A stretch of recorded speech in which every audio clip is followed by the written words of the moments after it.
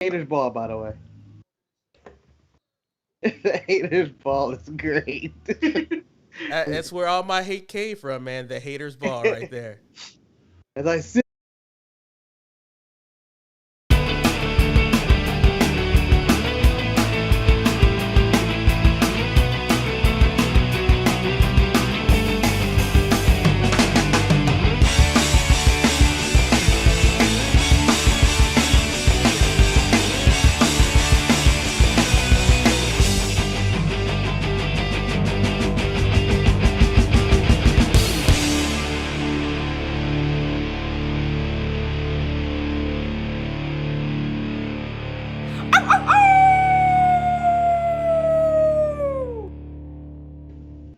Welcome, everybody, to another episode of the Sharpshooters Wrestling Podcast. I am Eric.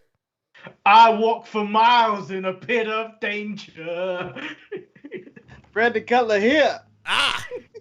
Yeah. Yeah. Sharpshooters. Ha. Ha. Who am I joined by today on the Sharpshooters? Lord Manny Hayes. Marcus the Grand finale. And You said you lighting fires. you put two sticks together and you're gonna roll it. Or are you gonna do the rocks? Let me bang rocks. So, in the middle of doing laundry at 3 a.m, I decided to watch Vice Dark Side of the Ring with Nick Gage. Okay. And the King of the Death Match. At one point, he lights himself on fire in the match. And he says in the thing, I stopped, drop, and roll, but I realized that shit don't work. And I was still on fire. And it was hilarious. This is a hilarious line. And you see him on fire rolling around like, yeah, that's not going to work. Well, you know, since you're talking about fire, El Luchador is already in the chat room, and he's talking about the new J. Cal album. It's hot. It's fire. Marcus, have you had a chance to listen to it? I have not, but I've heard the reaction to it. It's either mixed. Either you love it or you hate it, and it's printing on the side. But I have heard the one Luigi line. I put an M on my head, now you Luigi's brother. Now, let me tell you, Mark, my initial impression of the album, I think it's going to be an album that will grow on you, but at first it sounds like a mixtape, and then it doesn't have the same cohesiveness that his previous albums have, but I think it can grow because some of his lines in there are quite clever. But with that being said, I also, you brought up death matches. You're not going to ask Manny if you heard it. Well, Manny, have you heard the new JK album? No, but it's been given such hype that I don't think the hype is going to meet what when I eventually get around to listening. Hey, Marcus, to it. I'm trying to practice, my hatred towards an Englishman, that I learned from my Lord and Savior, Cody Rhodes, this week. That's what I'm trying to do. I'm trying to ignore Benny. USA.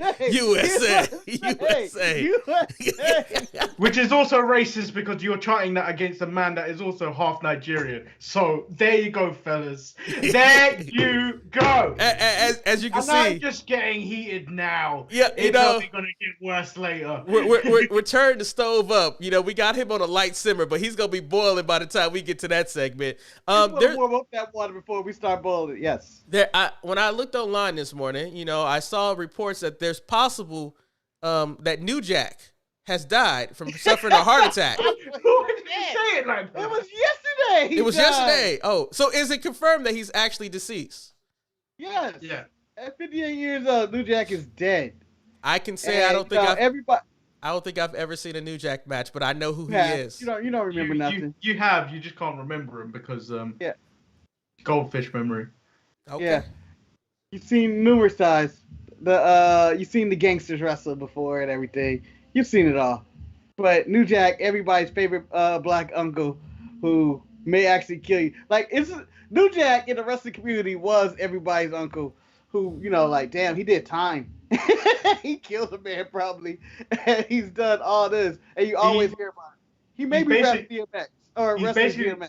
He's basically the reverse Booker T because Booker T seeked reform whilst he just continued being wild. Hey, let's not also forget that MVP served some time also. He got reformed also while he was locked up. People have had I guess they have been rehabilitated. It's funny, Marcus, you bring up that uncle that we always had. Like at work yesterday, there was a case and they were talking about the facts of the case, and I was like, damn, that's a felony?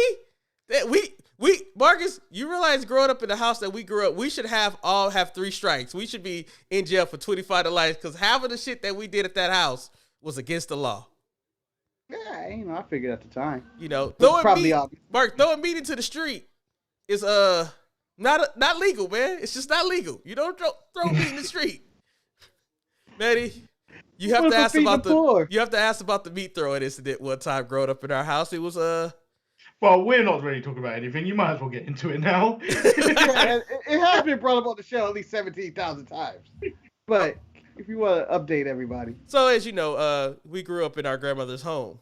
And so my mom would buy food for the refrigerator, but occasionally my grandmother would buy maybe one item that she would put in the freezer.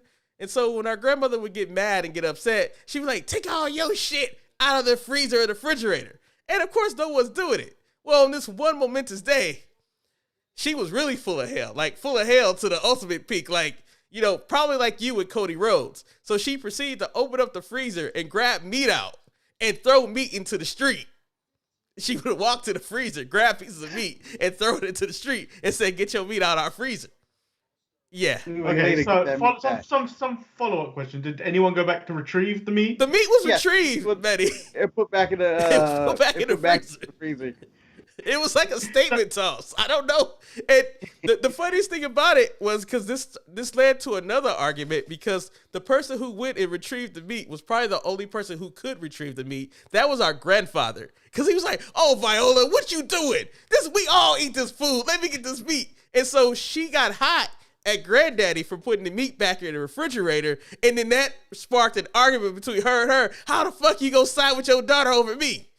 And then accusations were made. I'm with the meat. With the meat. Now, I've been watching Technique by Taz. Now, I want to know, your grandmother, how far did she throw that meat?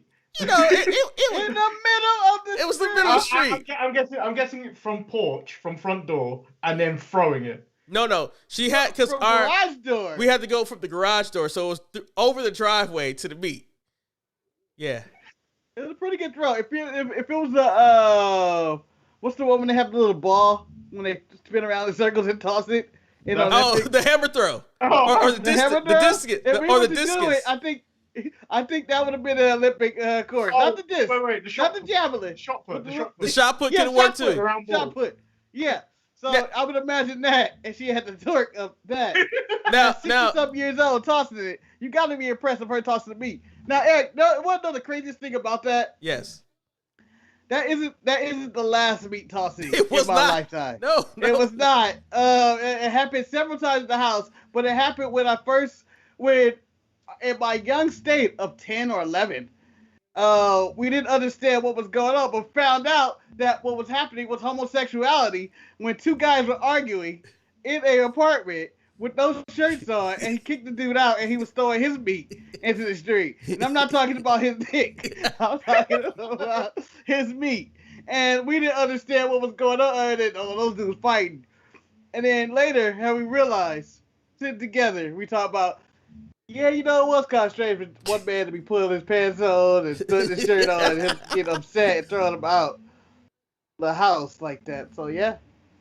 So, I guess that was my first gay argument. So, the question I have for Betty, do you think, based on our meat tossing stories, that Roman Reigns is so frustrated with Jimmy Uso that he's tossing the meat out of his refrigerator at his house? Of course. First of all, he's putting money. He's bringing money to the Uso name. We also last week I established it consideringly through the week that he is an ungrateful Uso. Jimmy Uso is an ungrateful Uso, and he continued this week on SmackDown, and that's when Roman gave him that side glance when he was challenging Cesaro. Oh, bitch. Who are you? Who do you think you are? but he said he's ain't nobody's bitch, Maddie. But quite frankly, Jimmy seems like he's a bitch in this situation. I get the perspective he's trying to say. Why does he seem like a bitch? Because Roman is feeding him, Marcus. So I'm assuming you side with Jimmy in this situation. No. See, I think at this point. I think Jimmy's conflicted because I think Naomi's gassing him up. Being like, no, you tell him you're a man's man. You don't come home if if you become Roman's bitch. Let me tell you something. You know, being married to Shantae, who's in the chat, I could see where Jimmy would do that. You know, like, you know, who do you want to fight for? Do you want to fight Roman, or do you want to fight the wife that you live with? You gotta side with your wife. You can't be nobody's bitch. Marcus, you're shaking your head like you disagree. No.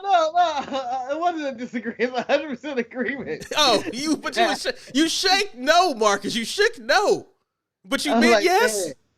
Yeah, I meant yes. That he don't want that to go home, and they'll be going like, you think he gonna talk to me like that?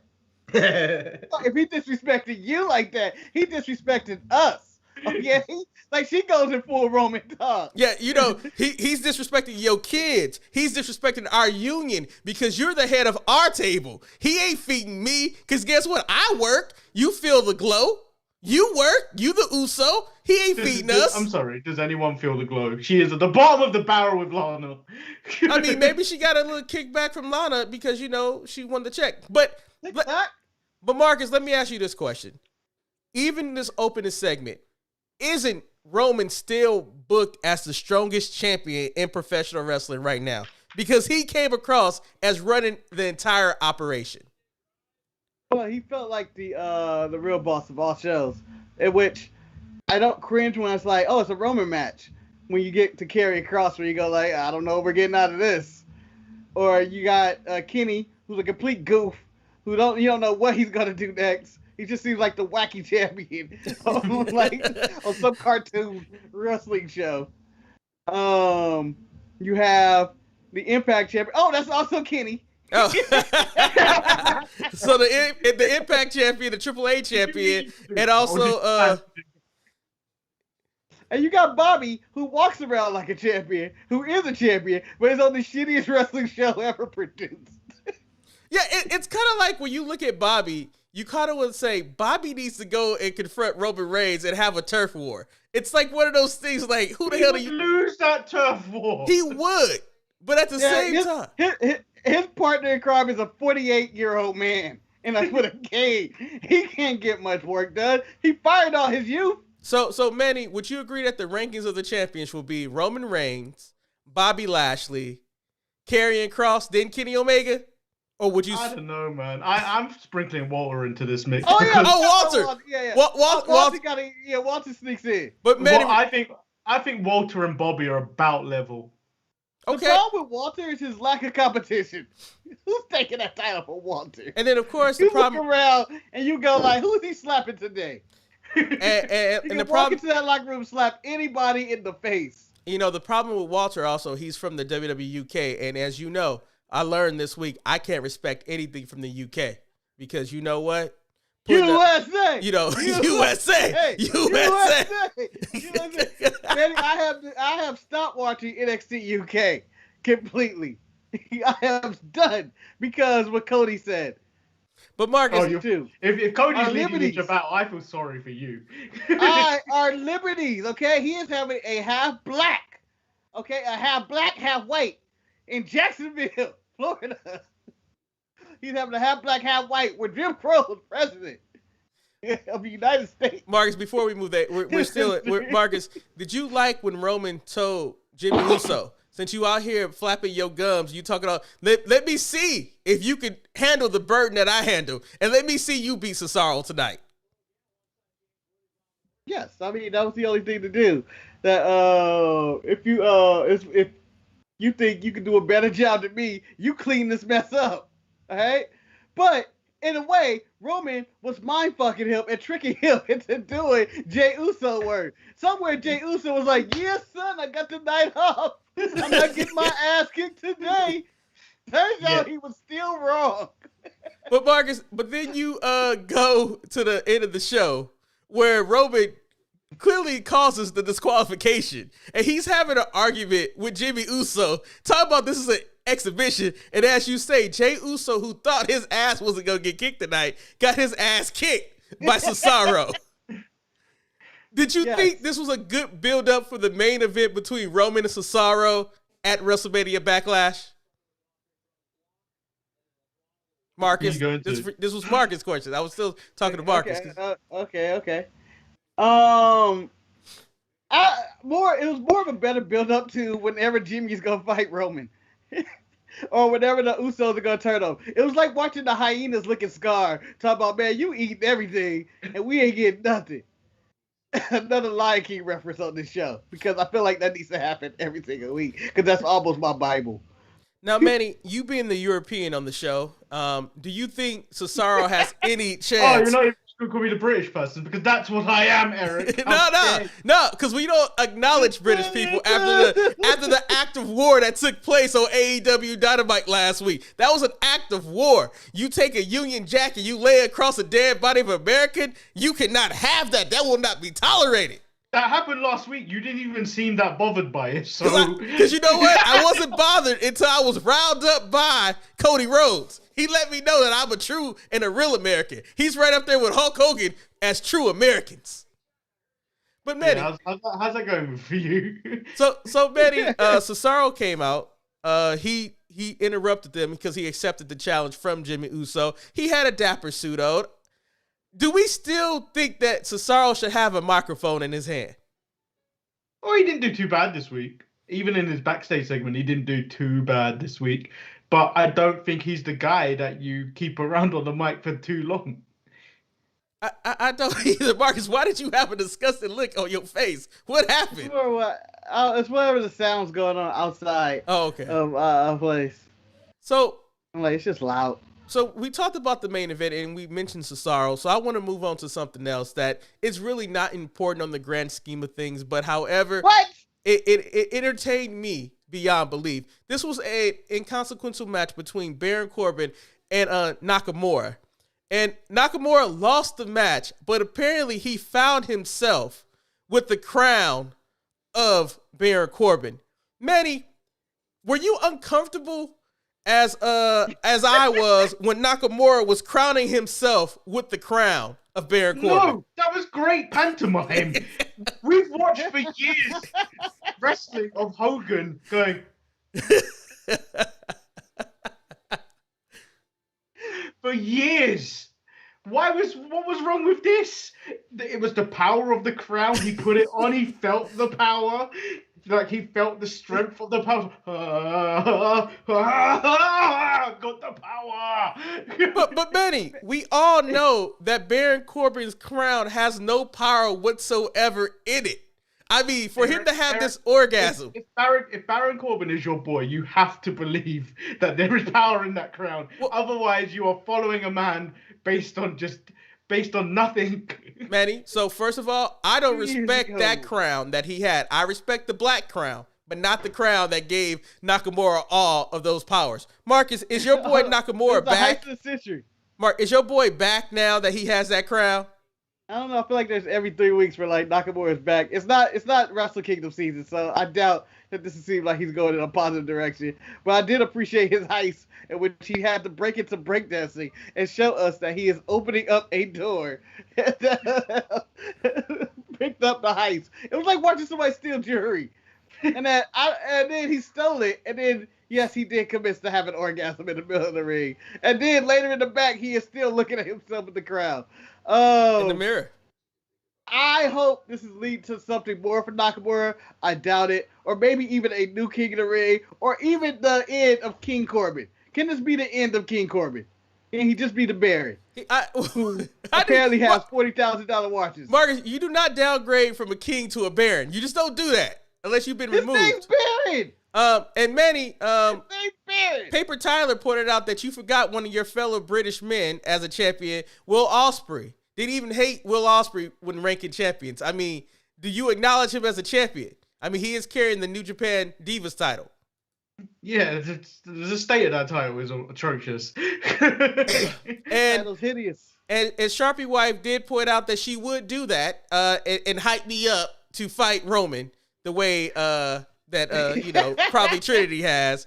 Nobody's gonna get Eric ass whooped. And then we probably will have to start a GoFundMe for your funeral. and then JK says, good morning, live from work, because mama got to make that money. You know what? I'm glad you can join us while we're at work. So moving on, something else happened that we never thought we would see the day that happened on SmackDown, because SmackDown was a show of first. Marcus, something that you you championed for maybe 6 months ago. You said that you would like to see Tamina get gold. Marcus, finally, the girl. 6 months? 6 months. It might have been 2 years ago. Mark, it might have been 2 years. I don't know how long. I got lost in the time machine. Marcus, finally, you could strip yourself of the DSPN championship and give it back to you because Tamina has fulfilled the girlhood dream and she is now a champion in WWE confines. Marcus, are you happy that you can see Tamina as a champion and now she can bring some excitement to Monday Night Raw because she can travel to that show? Her and Daddy both. They have improved. Now Daddy taking all the Shayna pins. And Tamina is now Nia Jax. Although I think this is going to be a short reign. And they're going to give it up real quick to Lana and Naomi. Or Mandy or Dana. I was happy. I thought it was a pretty solid match overall. The finish was just her diving on there. Even though I think there should have been some disqualifications. I feel like they were wrestling in AEW rules. Natty was never in her corner, or Nia Jax was never in her corner. They were running around the ring, just fighting people. Manny, what about you? Were you disappointed to see Shayna and Nia finally drop the belt? No, it was definitely time for them to drop the belt, but this definitely should have happened at WrestleMania when the iron was hot. They shouldn't have just waited like 4 weeks on to do this. Or at minimum, they should have put it on WrestleMania Backlash, even though this match was trash. Let's talk about it. The match was terrible. It was I'm not going to do that. I'm not going to do that. I'm not going to call it terrible. The match was terrible. I'm not going to call it terrible. I would say it was a solid match. Solid. Yeah, solid. You might need to go to confession, sir. I'm not. I'm going to say it was what it was. It was as expected. Okay? It was I wasn't expecting super kicks or people diving over the top rope or or Tamina to do anything of any importance. No. I got me a Samoa drop into the turnbuckle where Tamina sat off the ring for 90% of the match. Only to sit on top of the turnbuckle and dove on Nia Jax. I've been waiting for that splash for years. And I finally got it, Manny. It was a moment. It was a WrestleMania moment. And it couldn't happen at WrestleMania because that is the wrong team to win that turmoil match. The Riot Squad should have won that night and then lost it the next night. At the end of the day, we all know the real WWE Women's Tag Team Champion is the way Candice LeRae and Indy Hartwell. They are the best women's tag team in the game right now, and I will not take anybody saying anything different about that. So, Manny, Iconics are not in the company, but they are the best women's tag team in the world right now. Manny, I have submitted paperwork to get you nominated for the Nigerian Medal of Honor, so you can be presented to it by Apollo Crews. Eric, I don't want it. If it's about that big, the medal, I don't want it. Manny, you're taking the medal, and you're I'm not taking the medal. And you're gonna stand up. I want a medal the size of a clock. and Manny, you're gonna stand. Trying to induct you. And we're trying to get you on board with America. Right here, this is us giving you an olive branch of the Nigerian Medal of Honor that I got from Dollar Tree. Yes, I did. But it's the symbol. Okay? It's the symbol. Marcus, in Cody Rhodes America, Apollo Crews is not wanted in Cody Rhodes America. He made it very clear on AEW. But the thing about Apollo Crews, he might have a little bit of jealousy because Apollo Crews has accomplished what Cody is trying to accomplish already by having a black and white baby. I mean, Apollo has already done that. But it has he? Yeah. I don't know anything about his personal life. Yes, but because he doesn't put his personal life out there like Cody did. At the end of the day, though, I think the whole segment of the whole United States Championship, and it's more of the dissension between Adam Pearce and Sonya Deville. Wait a minute. It's the Intercontinental. Oh, it is the Intercontinental title. My bad. I'm sorry. I got confused. The Intercontinental title. The division between Pearce and Deville, because Sonya undermined him in front of Apollo when Apollo was complaining about what took place in the awards ceremony, and then he made a fatal four-way match. Marcus, are you getting tired of these multi-people matches that are taking place in WWE right now? I've been tired of them, and I've been saying this for weeks. the WrestleMania Backlash, which I hate that I say WrestleMania Backlash because they said so much. I'm going to call it Backlash, all right? It's Mama name Backlash. I'll call it Backlash. That is 2 triple threat matches for the 2 main titles on Raw. The women's title and the men's title. And then at WrestleMania, they had Daniel Bryan sneak into the Roman Reigns Edge match. There's way too many triple threat matches. Now, there's one thing I can say AEW don't do, and that's triple threat matches for their world title. Until they did it this week. But they were doing a good job of keeping people away from it. El Luchador in the chat room says the American Nigerian Nightmare. Manny, that's the new name for Apollo. Do you think this Fatal 4-Way match will have? Because it didn't even make. I don't even think it made WrestleMania Backlash. I think it's going to take place next week on SmackDown. Yeah, and thing is, when you look at the names that are in the match, it sounds on paper that it's going to be really good. But again, I'm not a big fan of these because it just means someone pathetic, probably Big E, will take that pin, even though they're going to probably protect the size. So who's probably going to take the pin? Sammy. Yeah, that's true. So Sammy's getting the nail. Sammy's getting that nail. The Nigerian nail. Oh. I think it's going to be a really solid match. They should make it the main event. I don't care if Jey Uso or Jimmy Uso has a match next week, but I feel like, give it to SmackDown. There's nothing. I don't think if it was on Backlash, that would be another multi-man match or person match on Backlash that is not needed. I'm just saying. Now, we're moving on to the Bianca versus Bayley feud going into WrestleMania Backlash, as Marcus referred to it as Backlash. Were you disappointed, Marcus, that they didn't actually get into the ring with each other, that it was done via satellite, and, Bayley never got into the ring to attack Bianca? I was not upset with that because, you know what? I like in wrestling, someone being via satellite. And you haven't heard anybody be a satellite in probably 5 years, especially during the pandemic, where you say you're either on Skype or Zoom. Who the hell uses the satellite to transmit their communication to me? Like, that's so old, be a satellite. But I enjoy that. It was she couldn't be in the room with her. Otherwise, there would be hands thrown. The real question is, does this feud between Bayley and Bianca have more steam to it than Sasha and Bianca? Now, Manny, I want you to answer that question, but I also want to add something else to that. Because Bianca said the main reason why Bayley is upset at her is while she was main eventing WrestleMania, she was being thrown down the ramp by the Bella twins. Manny, do you think Marcus... do you think Marcus' assessment of this being a better feud going in based on the anger that they have with each other? Yeah, it feels like there's more to it. Like, obviously they got the history leading into the Royal Rumble and everything. There's more history. Bayley actually kind of elevated Bianca a little bit, so she looked like she could challenge for that women's title against Sasha. But then Sasha and Bianca, the reason it didn't work as well is because they wasted so much time with that tag team stuff in the lead up to that before the turn of Sasha. So it was kind of like a weird slow build that went nowhere. Vince gotta get what he wants, man. He loves the tag teams before titles, man. Gotta have it. Yeah, and then I think Bayley being Bayley was better healed than Sasha going into each feud.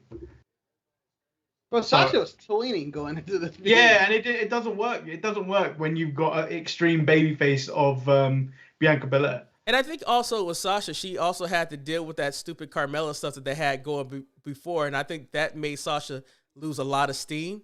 So it is what it is. So really, the problem was Reggie was the problem in the original feud between Sasha and Bianca. It comes down to it. So the last thing that I would like to talk about on SmackDown, and it's probably the last thing, is the chance that history will be made at WrestleMania Backlash, because we have a tag team. We have a tag team. One more time, I go up to your location and light your house on fire. We have a tag team championship match at WrestleMania Backlash where Dolph Ziggler and Robert Roode, the Dirty Dogs, will go against Rey Mysterio and Dominic Mysterio. Marcus, will history be made, or will WWE drop the ball like they did with Natty and Tamina and not have them win the title at WrestleMania Backlash? I wouldn't let them win the title. I tell them, no, This ain't the moment. I'll wait till we get to SummerSlam where it's a live crowd and then have him win the title.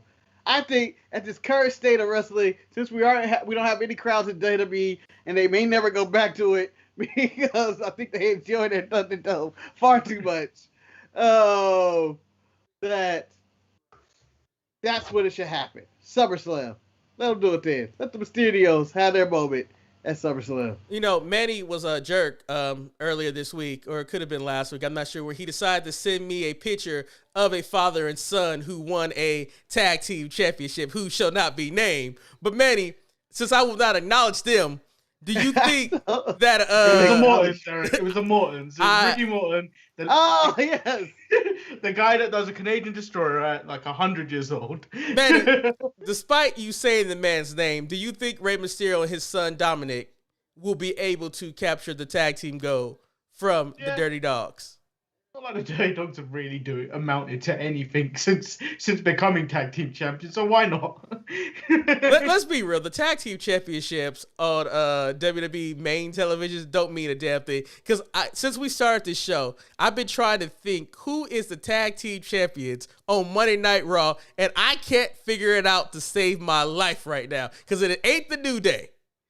Whoa. Oh, it's AJ. Yes, there it is. That is disrespect to Omar. Eric, we continue the show. You go sit on that chair behind you. Yeah, how dare you? Disrespectful. There's actually a solid tag team division on Monday Night Raw because of Omos.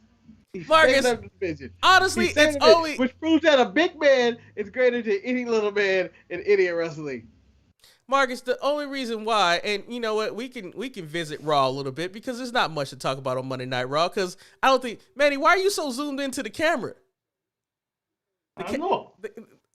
It just zoomed in on you. You zoomed me in. Did I? Yeah, man. It's your effects, man. Oh, okay. You're zooming me even more. No, it was at that point. No, you're fine now because you know it's on a delay. But I will point out, Marcus, you are correct. I had a brain lapse and I could not remember who the tag team champions were on Monday Night Raw. But I will say that I enjoyed the match of Omos, AJ Styles teaming up with Elias and Jackson Ryker going against the New Day, Randy Orton, and Matt Riddle. Because at the end of the day, Omos and Matt Riddle are the two most enjoyable things about Monday Night Raw right now. And Marcus, please speak on that match. Classic. No, we want to say Omos is the best big man in the game. For some reason, he has a lot of charisma to him. But my main issue with this match is that Randy Orton should never team with a Kofi Kingston. He should never team with him. He called him stupid a million times, which I substitute with the N-word numerous times. And I feel like they should have. And when he RKO'd him, I was like, "There's justice in the world." I still loved when on the Up Down when they were playing Mortal Kombat and Shelton beat Kofi. He hit him with the stupid. Manny, were you excited with the return of Jinder Mahal on Monday Night Raw? Yes, no, you should never hinder Jinder. Although Shanky can score you some serious meth. I'm just saying. Marcus, what about you? The Maharaja has returned. The modern day Maharaja, and as soon as that theme song hit, I went, "Oh shit, we back!" Business about to pick up.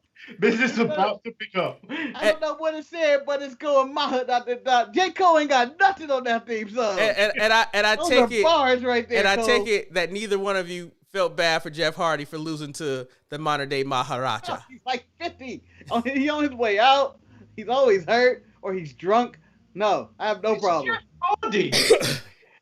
Regardless, win or lose, people are gonna be like, dunna.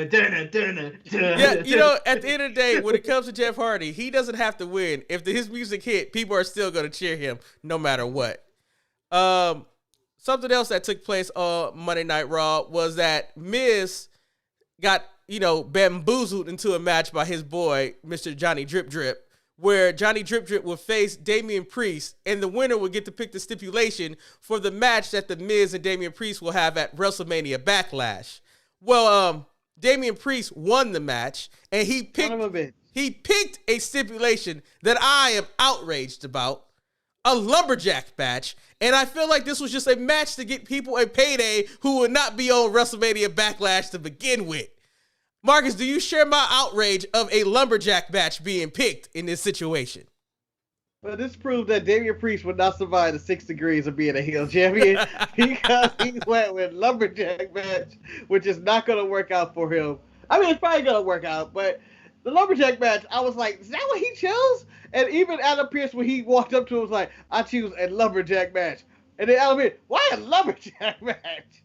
Yeah, I mean, don't you want to whoop his ass? Yeah, but I want a lumberjack. I don't want him to run away. Whatever. I mean, this is where I disagree with you both. Oh. So Kurt Angle had 3 eyes, didn't he? Intelligence, integrity, and intensity.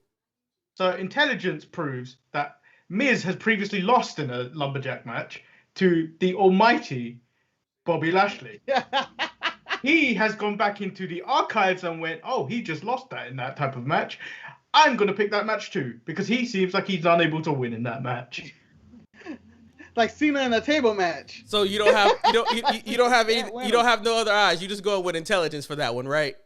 Yeah, well, there's no intensity in this, and there's no no integrity. But I guess you're right, because Miz is thing is integrity overall. Because technically Miz is not the most likable person, so technically those lumberjacks would not like him. So in so many different ways, this could be a very decent match for Damian Priest to select for it. Can I offer you gentlemen an alternative storyline to all of this? Marcus, feel free. The camera is yours. I want to say I think it's time for the Miz to turn on your boy Johnny Drip Drip and send him on his way to a solo career. And I think the Miz needs to team up with Damian Priest to be his mouthpiece and bodyguard and be his muscle. They can go to clubs, pop bottles together and hot tubs together, talking shit. I think that would be a better upgrade. They should form this team together. Even if Drip Drip was involved. Manny, do you refute the statement that El Luchador made in the chat room where he says, Priest came up with that idea when he was loaded on cocaine? No, because I've still got beef with El Luchador for cancelling on me and Marcus on the Run-In Review show. And Raphael, I know you're listening too. We've got beef with you too. Gentlemen, I have no beef with you guys. I have nothing but love for all of you because you know what? You guys are joining me in the chat room and I appreciate every last one of them. So if you guys don't want to have 2 hosts that's having beef with you for no reason, you could always just come here on Saturday show where we embrace everybody. You know, you hated the fact that you had to do a Run-In Review. I did. But I still showed up. Whose fault was that you had to do a Run-In Review? I think Marcus's. Both of them. No, we needed to have to fill in the spot. We told you had to do it. See, look at you. You're trying to create division when I was trying to build unity. That's what you British people do, and that's why Lord Cody has told us that we have division from the get-go because our show gets more views than yours. Hold on. Eric, one thing we can't do is claim that the British creates division because is it the Americans who broke away from the British government by throwing their tea into the river? But we learned oppression from them, Marcus. We learned oppression from them. It's still the biggest dick move. I'm gonna throw your tea into the ocean. Can we throw some of Manny's tea in the ocean on this episode? Because USA, we're throwing tea I'm throwing tea into the bathtub. As El Luchador says, unity. So let me give you guys a match that I think has been surprise fire, and no one probably will really talk about it, but I will talk about. That is Sheamus versus Humberto Carrillo. That is such an enjoyable matchup for no reason whatsoever, but Sheamus is a master of his craft, and I appreciate everything that Sheamus does. Manny, did he kill somebody this week? Yeah, Humberto broke his ass this week. Yes, he did. But still, at the same time, Marcus, Humberto was just making room for your boy, the one and only, Mansoor to come in and try to get that U.S. title away from Sheamus. And that's what you want to see, Marcus. You know what my fear is? Mansoor is never going to show up overall again. Like, they're going to have that big contract signing. Like, oh, you made it. He showed up in his 1 week, and we never see Mansoor again until he randomly show up on 205 Live. It just takes a victory. Or in Saudi Arabia. We are on a road to Saudi, guys. And I can't wait for Mansoor to main event against Sheamus and Ryder. Damn, I can't remember what's called. Is it Ryder? Riker? Riker. No, not Riker. I'm talking about Saudi Arabia. Oh, I don't know. I've never really watched any of the Saudi shows, so I don't know. Manny, El Luchador says you need to go away with the hate. USA. When Ogogo drops Cody, he's gonna have to wake him up before he goes. Manny, apparently Cody's speech has got everybody riled up that's American because Montez Red Cup says Irishman holding the U.S. title must make Manny happy. Manny, we're going at you today, my brother. We're going at you today. It's the rest of the world goes at you every day. So yes, we're getting our titles back. Not if that title goes to Saudi Arabia. That might make you feel bad. That would be great. The Saudis have bought the United States title. Damn, that would be bad. You know, somebody had to cut a promo. Saudi oil. That's Saudi oil. And somebody would have to have a white and Saudi Arabia baby to make everything right, because you know that's the rule for everything. So, gentlemen, I'm gonna do something that I never do. Last week you guys said something, and I was like, I don't know what you guys are talking about, and that's when you were talking about Cedric Alexander's squeaky voice. However, this week, Cedric Alexander was fighting Shelton Benjamin, and he wouldn't shut the fuck up. And I was like, man, he has the most annoying voice in the game. So Marcus and Manny, you guys were correct that Cedric has the most annoying voice in the game. And on top of that, he lost to a T-bone suplex, which shows that he does not have it. Marcus, are you happy to see your boy Cedric get a win? I mean, sorry, your boy Shelton get a win. Cedric Alexander is supposed to be called Prime Alexander. He's in the prime of his life. You can't be losing to a 50-year-old man like Shelton Benjamin out there. Shelton Benjamin should be on A&E's most wanted treasure as someone lost, as Kurt Angle is looking for the remains of Team Angle. That's where he should be right now. No. The person that Shelton's going to be looking for on A&E's most wanted treasures is Charlie Haas, because nobody knows where he is. He's like, he walked right by me. You don't look the same, Charlie. You don't look the same. But he bought meth from Shanky. All right, so the last go ahead. You have something else to say, Marcus? So the last thing we should talk about on Monday Night Raw was for the big build-up between the triple threat that they're presenting at WrestleMania Backlash. That is Bobby Lashley, Braun Strowman, and Drew McIntyre. So the main event was Drew McIntyre going against Bobby Lashley, the incumbent champion. Before the match, MVP was trying to recruit Braun Strowman to possibly make it a one-on-one match if they came up with a way to injure Drew McIntyre before WrestleMania Backlash. Whatever reason, Braun Strowman waited to the end of the show to come and deliver a power slam to Drew McIntyre, and then also deliver a power slam to Bobby Lashley. So the master plan by MVP didn't work, and now we're going into the triple threat match. Marcus, do you care about another multi-individual match that Bobby could have a chance losing his title without being pinned? No, but this could be the largest triple threat match in history, other than that time Mark Henry Kane and the Big Show had a match for the ECW title. It's probably the world title. But in a way, I could care. What about Roman, Braun, and Bray? Bray isn't that big. Bray is huge. He's husky. That's the reason he's off TV, by the way. No, someone said that he was mourning the death of his good friend John Huber. He was going. Yeah, and then when he came back for WrestleMania, how fat was he? I thought he was in fairly good shape. No, he was big. You know what? I'll have to go back and look at the tape. First and foremost, Manny, me being a large man of myself, I'm not going to talk about anybody else's weight gain. You know, that's why I'm glad my camera zoomed in. You've done that before. You've done that. You attack women for their weight, Eric. So first and foremost, like I said, you were on board with Piggy J. Let me tell you something. Like, yeah. And you guys should not be surprised by that, because you guys know that Cody Rhodes is one of my favorite wrestlers, and because we can only see things in a myopic point of view, that's why that's who I am. It is who I am. Damn it. He attacked Deonna Purrazzo for the way her body looks. And where's she at now? Where's she at now? She's exactly. Still champion, I believe. She's still champion in Impact.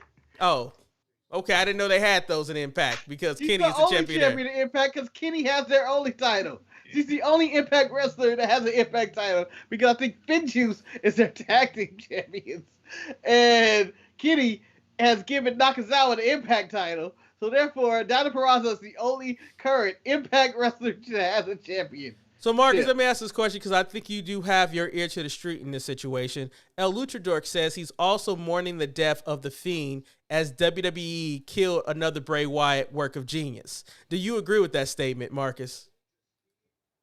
Vince didn't kill The Fiend. The Fiend killed The Fiend. And mostly Alexa Bliss. Alexa Bliss is still going on and making that Fiend money, and it's probably provided more views. The Fiend was having terrible matches, and 90% of them were pretty bad, except for the Inferno match. So maybe it's a good thing that The Fiend is going away, because no matter what happened, everybody will bitch and moan about what The Fiend did in the ring. You love the vignettes, you love the Firefly Funhouse, but the ring, nothing really ever happened. Now, Manny, Marcus says that The Fiend was having bad matches. Do you agree with that, or do you think he was having better matches than Karrion Kross? What the hell? What? Who goes in that way? What kind of attack is that? That was an unnecessary attack, which no one saw coming. Yes. That is like a reporter. So, it's fighting. This whole plan of getting everybody vaccinated. You get everybody vaccinated, but, you know, how come Barack Obama didn't get anybody vaccinated? Like, what? That's an attack. Manny, can you answer the question, though? The inquiring minds would like to know. So The Fiend had better build-up to his matches, but the matches itself were terrible. Karrion Kross has no good build-up, and he has no good matches. Wow. Your hatred for Kross knows no bounds, man. Knows no bounds. You brought it up. And I believe you are sitting next to me on that train. I hate Karrion Kross. I just, as of right now, there's only hate that I have in my heart right now is towards the UK, because Cody has told me I need to hate the UK people for absolutely nothing. To be patriotic. I'm just going to state, people, that the most views, if you look at the statistics, are from the UK. So this show is going to go to shit if you continue attacking the UK audience. We're just doing what USA. We're just doing what AEW did. Your 25 views will go down to 3 if you continue this way, Eric. But there'll be 3 Americans, though. 3 pure blood Americans, and that's what we need. What up, Hacksaw Jim Duggan? Oh, what's up, guy? So, you know what? We need to stop beating around the bush. We've been alluding to it all day. We need to jump in feet first, not head first, feet first, into the controversy that was sparked on AEW Dynamite. And that is Kenny Omega is still the champion, and he ain't doing a goddamn thing with the AEW championship. Swerve! Swerve! And I ain't talking about Scott. Marcus, we give Karrion Kross a hard time for being champion. You! And Manny give Karrion Kross a hard time being champion. He's been champion for less than 4 weeks. 2/3 of this show give Karrion Kross a hard time for being champion. At the same time, Marcus, that's not fair. I'm confident in saying that he is still a better champion than Kenny Omega could ever want to be. And especially after the hijinks that took place this week, Marcus, are you able to justify Kenny Omega's championship reign? Because I know, Marcus, you're a longtime Kenny Omega fan. Wait a minute. Brother, hold on, brother. His hijinks this way is not why he's a bad champion. His hijinks every other time is the reason he's a bad champion. This week, he has to pull a full audible, okay? They had to do a full audible because Pac done knocked out the orange. Okay, he broke the orange, Cassidy. He won once and for all. Why are you talking to him like he's Humpty Dumpty? He did. If you call yourself Orange Cassidy, you're an orange. Or as Sharpie Wife called him, Orange Sickle. Isn't that Orange Sickle?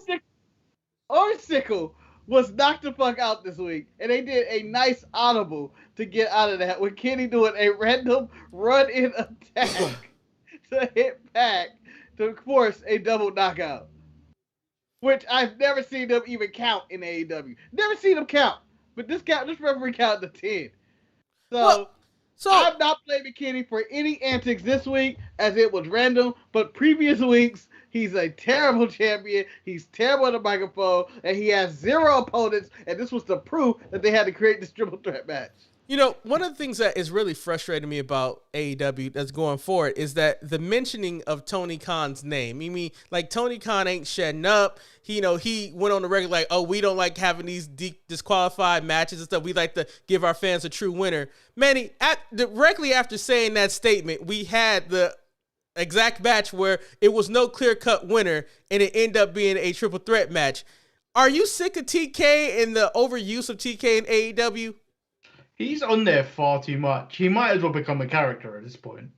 He might as well become a character, because it's becoming more apparent you can't just keep throwing Tony Schiavone to be his mouthpiece. At some point, he's going to come out there and have to. He's done it once already on Dark, so why not? I mean, because it's clear. Tony Schiavone. Oh, go ahead. No, I'm saying it's clear that he's the authority figure, and they continue to mention decisions that he's making, but they're like, he's not on camera, and I'm just sick of hearing his name. Like, oh, Tony Khan this, Tony Khan that, Tony Khan did this, and I'm like, okay, like, you can't go and say that your competitor does X, Y, and Z, and we're not going to do it, and then on that week you go out and do it because it makes you look foolish. And I think he had to do it though. They had to do the audible. The orange was knocked out. Yeah, but Marcus, that wasn't the only thing with that. Manny, can you please enlighten my brother Marcus of other things that took place? Oh, no, let me find it, because I can't actually find the thing I had up. Okay, I have it. Though. I have it. The reason they were going to also do a 20-minute draw finish. A 20-minute draw. I'm okay with that. But I'm not okay with these contenders. That's my problem. These guys don't deserve a title shot. No, you have 4 pay-per-views a year, and I feel like each heavyweight title shot should matter as much as the last one. And these guys should not be the contender. It should be Hangman Page, and if you didn't want to go Hangman Page, you go Brian Cage, and if you didn't want to go Brian Cage, you do Christian Cage, just to keep the rhyming going. So I have it. So we have Tony Khan. We do not do cop-outs like WWE with cheap finishes and false advertising. This week on Dynamite, we had a sneak attack before a match, a foreign object used to win a match, a distraction during a match, and a match ending a double count out due to interference. I will give him a pass on the double KO. Okay. But everything else stands. Now, is one of the matches that you're referencing, is it the main event between Miro and Darby Allin? Because yeah, he beat the shit out of him. Like, to me, that match, in essence, made absolutely no sense, because I felt the beatdown went too long. Like, because I know WWE has done this where the person has beat up somebody before the match, and then, like, the match takes place. But, like, he literally murdered Darby Allin with Sting at ringside, not doing anything. Didn't get a bat, didn't break up anything. It was just like... The fraud. Well, as Marcus alluded to on Thursday, the fact that the contract meant if he was unable to even be in the match, he would lose the title. So Miro was willing to kill him anyway. Yeah. Yeah. Like, like Tony Khan, your boy Eric, has set up Darby Allin to lose this title this week, because if this man were to be shot before the match and almost murdered by Miro, and he couldn't make it to the ring, Miro will still become champion. But you know, Tony Khan set that up last week for no reason. The interesting thing why not do this? The interesting thing about Darby losing the title is that I thought Darby cut a good promo afterwards. If you can find it, how he's passionate about the TNT title and things of that nature.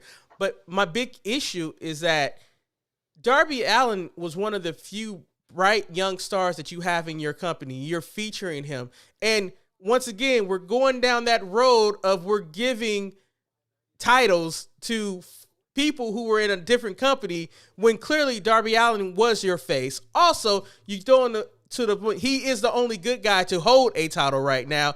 And then directly after Miro won the title, you spit on Darby Allin's grave by having Lance Archer come out, and then they end the show with Lance Archer's music playing when Miro had just won the championship. Like, the whole ending of the show confused me beyond belief. Manny, what is really going on in AEW? Oh, that's a loaded question It because is. nobody knows. Nobody knows what's going on in AEW Another loaded anymore. question.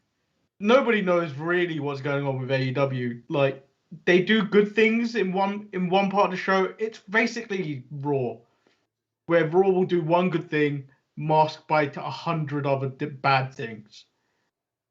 Like, because my thing about it is that if I was gonna give the title to a heel, wouldn't you give it to MJF instead of Miro or Marcus? No, I think you give MJF should be going for that AEW title. But he can't. He Because can't Heel Kenny. because of heel Kenny. But Miro was the right. I think Miro was the right guy because that brings a little bit more viewership to your product.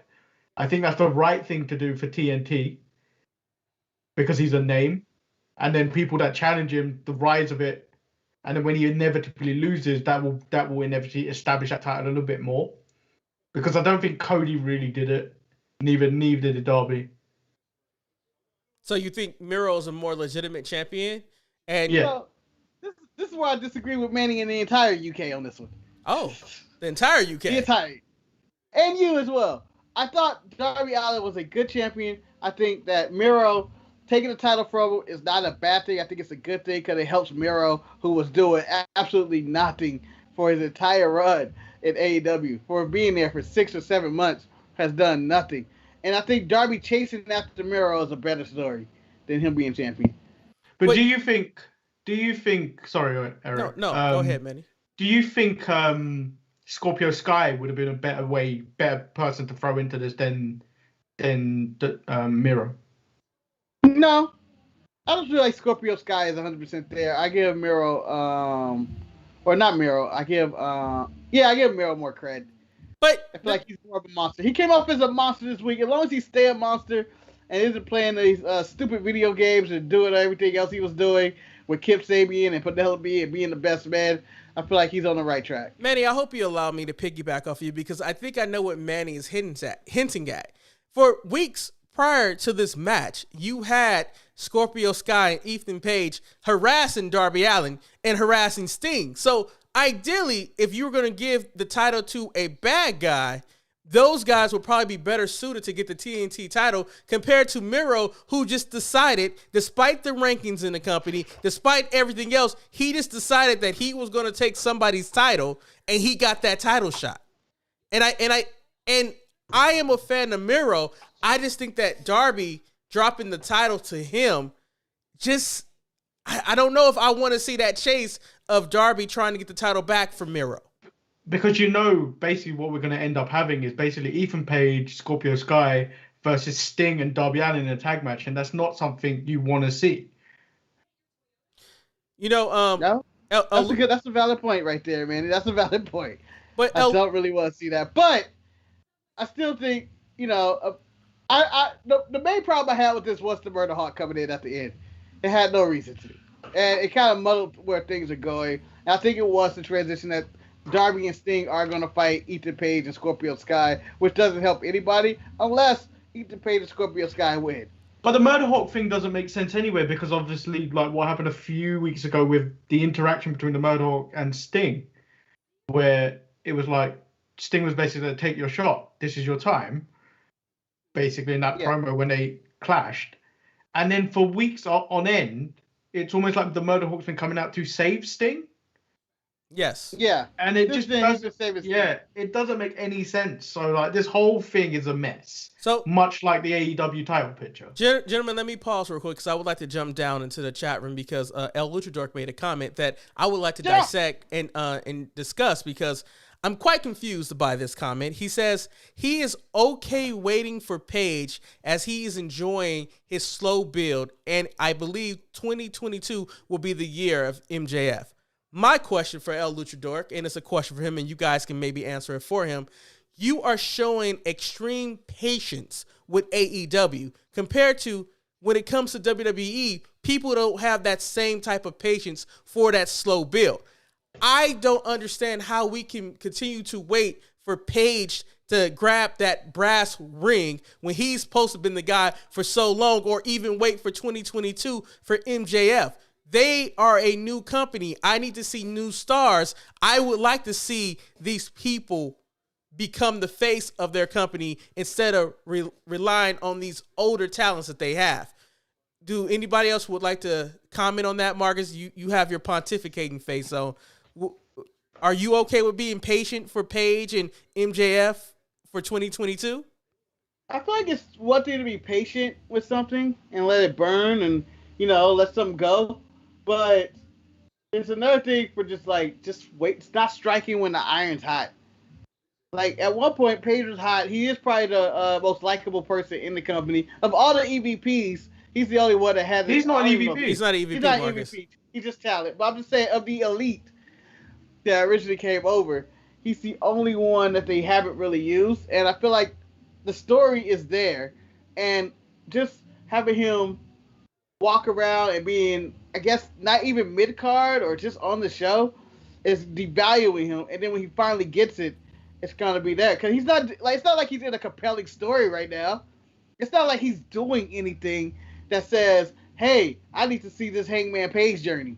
No, he had the journey of, I'm a drunk, I found my way with the Dark Order, I'm on my path to redemption, but he was the number one contender the entire time.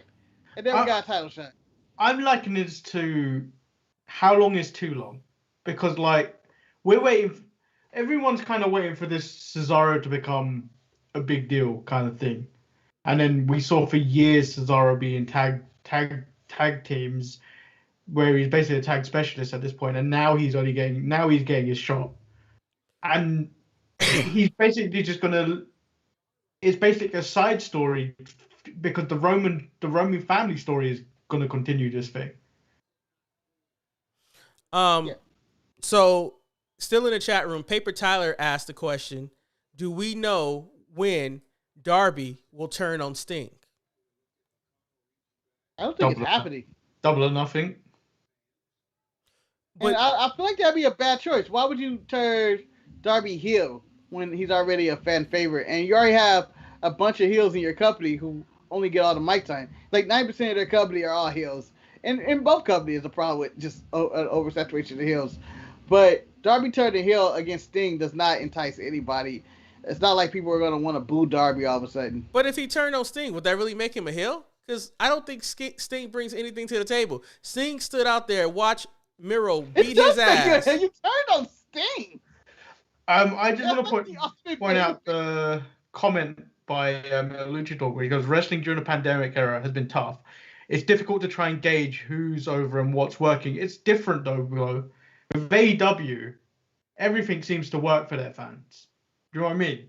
Like when you watch that show when there was fans there, you rarely got boos. Everything was all cheers and everything. Everything was fine and dandy with AEW. But I feel like you got it more with WWE audiences where if it was shit, they would let them know about it, but they still wouldn't change till maybe 4 weeks down the line. WWE were never that quick to change from the narrative they were trying to push out. And then also we can point out that I think in AEW has been actually doing shows with live fans more than WWE has. So they've have a true grasp of who's over in their company. And then AEW announced this week that at Double or Nothing, they're going back to full capacity. Fuck any regulation. They're going back to the full. I mean, everybody is working. And El Luchador, you're correct. QT works for absolutely nobody, but whatever, Cody had to cash in that favor to his friend. It's so much that goes on in AEW that I think people just blindly support. And we'll talk about this when we talk about the AEW Tag Team title match that took place between the Young Bucks and SCU, with the stipulation that if SCU lost, then next thing you know that they would go their separate ways. People who enjoy AEW seem to really enjoy the use of blood that they have. Me personally, I think it's kind of cringeworthy sometimes. And when Daniels bladed himself in this match, I was like, was this really necessary to tell the story that they were trying to tell, that this was the last hurrah for SCU? Manny, I'm going to ask you, do you think the blading was necessary, or did you even think it added to the match? It added to the match because because the Young Bucks' whole deal is about the shoes, people. The shoes. the Young Bucks deal is all about the shoes. However, Daniels bladed too much, which took away from it. Do you know, like when I think it was WrestleMania 23 or maybe it was 24, where the goodbye, I'm sorry, I love you came about. Ric Flair was bleeding, but like it wasn't like a cut. It was like from the side of his lip. Like he was busted over the. Yeah, but like he normally Ric Flair is what Daniels looks like, but this one was subtle at WrestleMania, and I felt like they could have just kept it subtle, had it happen naturally or something like that, or a little bit. But the fact that they went full blown like it was blood and guts again just felt like it was really unnecessary for this moment to happen. But let me also give credit to the AEW production team, because I think they got one of the most epic and iconic shots in their history of when Daniels was bleeding on the shoe, and you see the blood dripping off of the red. It was a nice shot. I gave him credit for that one. But Marcus, then they went to that extra step where, Matt Jackson, or was it Nick Jackson? I'm not really sure. As Manny brought up, says, I'm sorry, but I love you. Bringing up that natural moment that happened at WrestleMania that I think people cherish in their heart. Natural. Well, I mean, at WrestleMania, it was a moment that we felt good about. Right? I mean, yeah, it was a pretty good moment. I thought it was a good move. I thought, him going, I'm sorry, I love you, was him kicking this old man, going for the win. It made sense. In the Young Bucks Bay, it all made sense. I was okay with that. I had no issue with it. I don't feel like it was even a shot at WWE or anything else. It was just more like, I'm going to recreate this iconic moment by retiring your ass from my super kick right now. And it made sense. It made sense, and he went for it, and he did win with the super kick. But to me, that made sense. I was okay with that. And now my last question I have, and any one of you guys can answer this question: where does Cass go from here? Like, he wanted to break away from Daniels apparently, and defunct SCU. Does he start going to hang out with now Scorpio Sky and Ethan Page, or does he try to have a singles career that I don't know if that can be done? Do you guys have an answer for Cass, or should we just move on? I think it's just become a trainer. Like, where else could he go? There's no room for him and Daniels on the roster anymore. Yeah, I have no value. And not to say that Cass is a terrible wrestler or whatnot. It's just that I don't think there's any value in him right now. He's older. We want to get some younger stars over. They have Christian already as the veteran doing stuff, and all these other older guys doing stuff in the mid card. I feel like he's just going to be somebody around and just a guy. This breakup really doesn't benefit him. Christopher Daniels wants to retire. It works for him. But there's part of me that thinks he's just going to be on next week, since people just bounce back from falling off cages and shit that happens. So, I feel like they worked as a tag team, but they weren't featured. They were featured heavily in the beginning and started every show of AEW when we originally started, to not being featured at all. And then this breakup happened, and then they were off. But I don't see where Kazarian actually goes in this. Like, I'm not pushing him in a solo career. He's just going to do job for me. Well, the other thing is AEW are not letting people go either. They just keep adding to the roster and never letting anyone go. So their roster's so bloated at the moment that even if they keep Kaz around, where is he going to go? There's no way you can actually fit him into Dynamite without pushing aside someone you've just recently signed. Where's Jimmy Havoc, Manny? Where's your countryman Jimmy Havoc? Don't act like he didn't exist. Marcus, Jimmy Havoc was let go. Jimmy Havoc was let go early last year. Yeah, Marcus. But I was pointing to the fact they do let go of people. They let go, Mark. They let go of him because they had to let go of him because you couldn't hold on to him because of the allegations. Well, there was some ladies in there too that were released. There were some random people. We didn't know who they were, but they were fired from AEW. I mean, in sad news, because as we talked about last week on AEW, they had the tag. What you think of that match? What? I thought it was a good match. I thought overall it was a good match. I mean, like I said, I didn't care for the blood, but the blood was there, and it's one of those things that I understand that as I continue to watch AEW, I would just have to deal with the blood that they offer. And, it is what it is. I thought it was a better match than the Orange Cassidy Pac match, personally, but that's because I just don't care. I was knocked out. I still thought it was a better match, but that match you just get a pass. You can't judge it by something going wrong. Marcus, I can judge what the hell I want to judge. On the fly. You're gonna be like, this match was canceled. I enjoyed it better than that. So Christian Cage addressed Taz's critique of him, and then Christian responds with an open challenge that then is accepted by Matt Sydal, who we shared a hotel hallway with, and we know what Matt Sydal likes to do in New Orleans because it smelled like a bunch of weed. Do you think the loss of Ricky Starks really hurts the Team Taz going forward, Manny? Yeah, but it's only 3 months, but I still just do not feel comfortable with someone having a fractured neck and then not getting that sorted out properly. The fact that it doesn't require surgery, the fact that you're a wrestler that takes bumps is never a good idea because that's only going to get worse. Like, he comes back in 3 months, he takes the wrong fall, that neck's fully gone. Or he's paralyzed. It's a very risky thing to do, but I think as a professional wrestler, I think the whole thing is that I want to perform. He's been performing on the indies for so long, and I guess this is his first shot at national television, so he's trying to rush back as soon as possible. Marcus, the Christian Cage versus Team Taz feud, is it something that we need, or would it have been better if Christian would have been after Kenny Omega, or challenging him? As much as I was like, he shouldn't, early on, being the fickle wrestler fan I am, because we all are. We're all fickle, man. We're all fickle.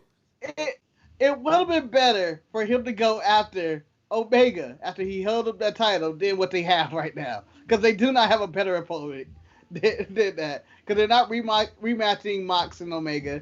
They're not elevating anybody else in this feud with it. And then they got Pac and Orange Cassidy, who are barely on TV on a given basis or fight any matches of any importance. I think if they would have just built toward Christian being the number one contender or something like that, would have been a better situation. And going I'm not a fan of this Team Taz feud. I feel like it's going nowhere, and Team Taz is never going anywhere. Or as Brian Cage would say, who better? So I guess one of my biggest disappointments this week, not counting Cody Rhodes, is coming from the outcome or the fallout from Blood and Guts. I was hoping that Pinnacle would move away from the Inner Circle, and I was hoping that this story would be over, that they can go on to greener pastures. But unfortunately, it's not. You have Pinnacle in the ring celebrating their victory. Tully Blanchard is cutting one hell of a promo about stating all the obviouses, and he's giving people watches so when they look at their wrists, they know that Tully Blanchard gave them that watch. And then they're interrupted by a horn, and it's the Inner Circle, and they have a truck full with the bubbly, and then you see Jericho come out in a cast. I would say at that moment, my heart dropped. I was like, fuck, we're still going to have them feuding. No one is going to break away from the Inner Circle. I mean, I know we're going to get the match now. If Pinnacle defeats the Inner Circle, then the Inner Circle has to be disbanded. But I just wanted it to be over. Marcus, are you okay with one more match between Pinnacle and the Inner Circle?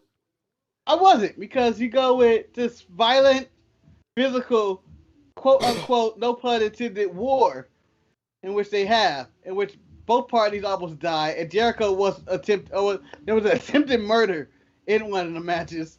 Lucky for those cardboard mattresses and shit, he survived. And then you go into we're just gonna have another match in 2 weeks. I feel like the blow-off match should have been the War Games match, because Stadium Stampede is a comedy match at best. Last year's Stadium Stampede, you have Matt Jackson doing Northern Lights suplex for 100 yards. You have Matt Hardy drowning and switching up his attire.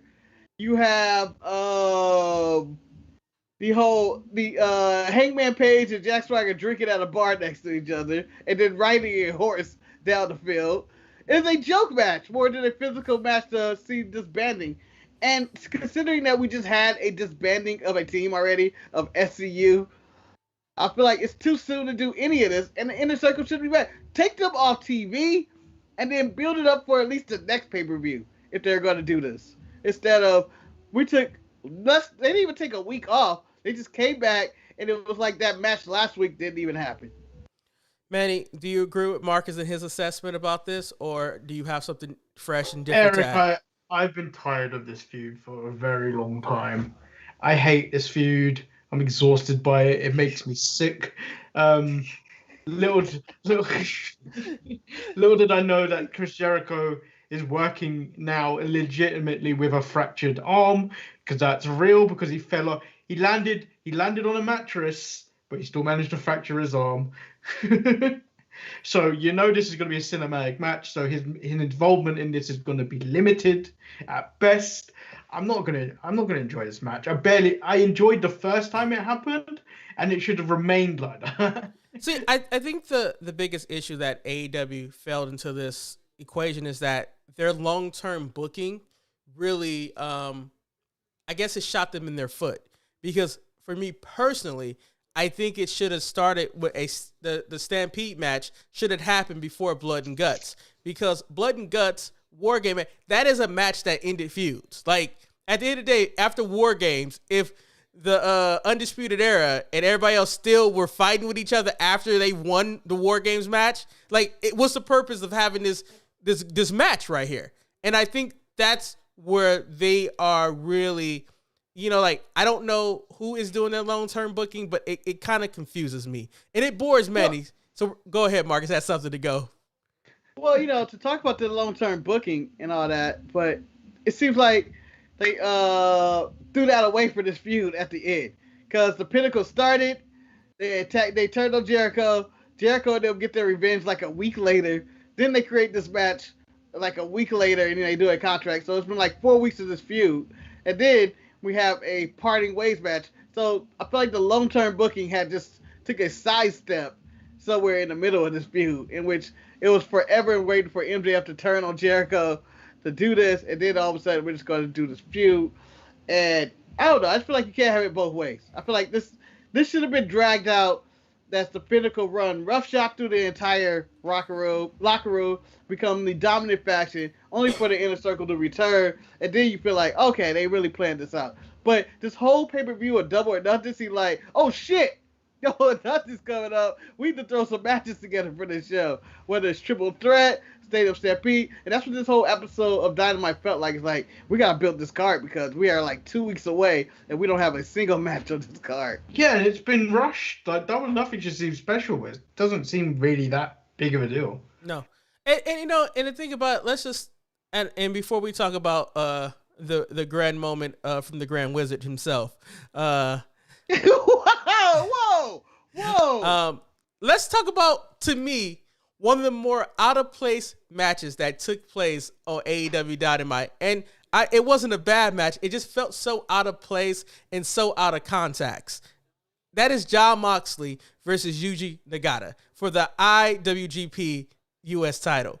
The thing is, that felt like a big deal. No, it felt like a big deal, but not in the world of AEW. Like, this was something to me that felt like it shouldn't have happened in the AEW world, because, like, I have Jon Moxley and I have Eddie Kingston coming out and they're getting prepared for this match, and we act like nothing has been going on between them and Kenny Omega and everything. Like, it's just like this was in its own little bubble.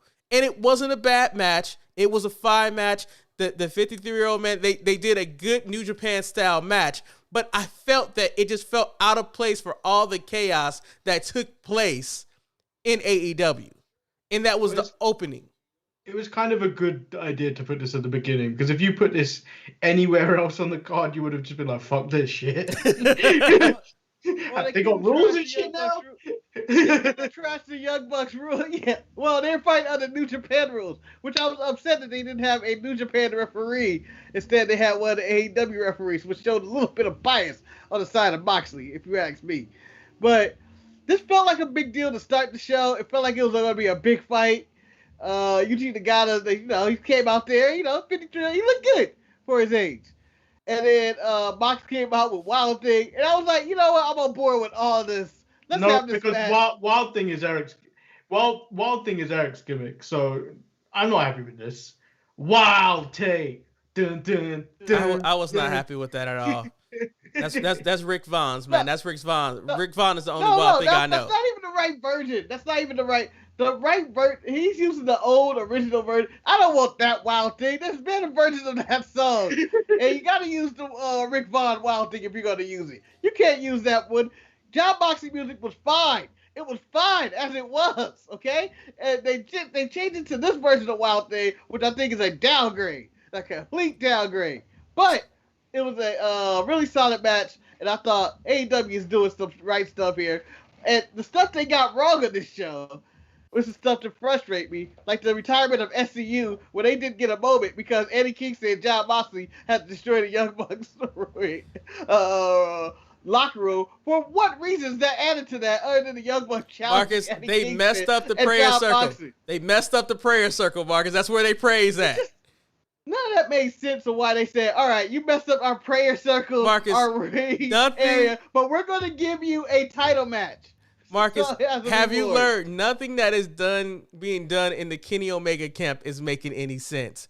But something that made absolutely no sense. Is that why Cody's beefing with him? I'm going to quote El Luchador right here, and I'm going to turn the reins over to Manny to conduct what we're going to do next. He says, Cody over here trying to end racism and start a race war in the same promo.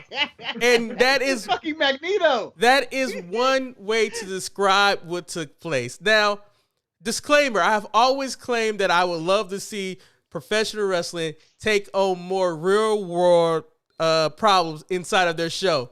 But I also need them to be a lot more careful the way they go about doing it.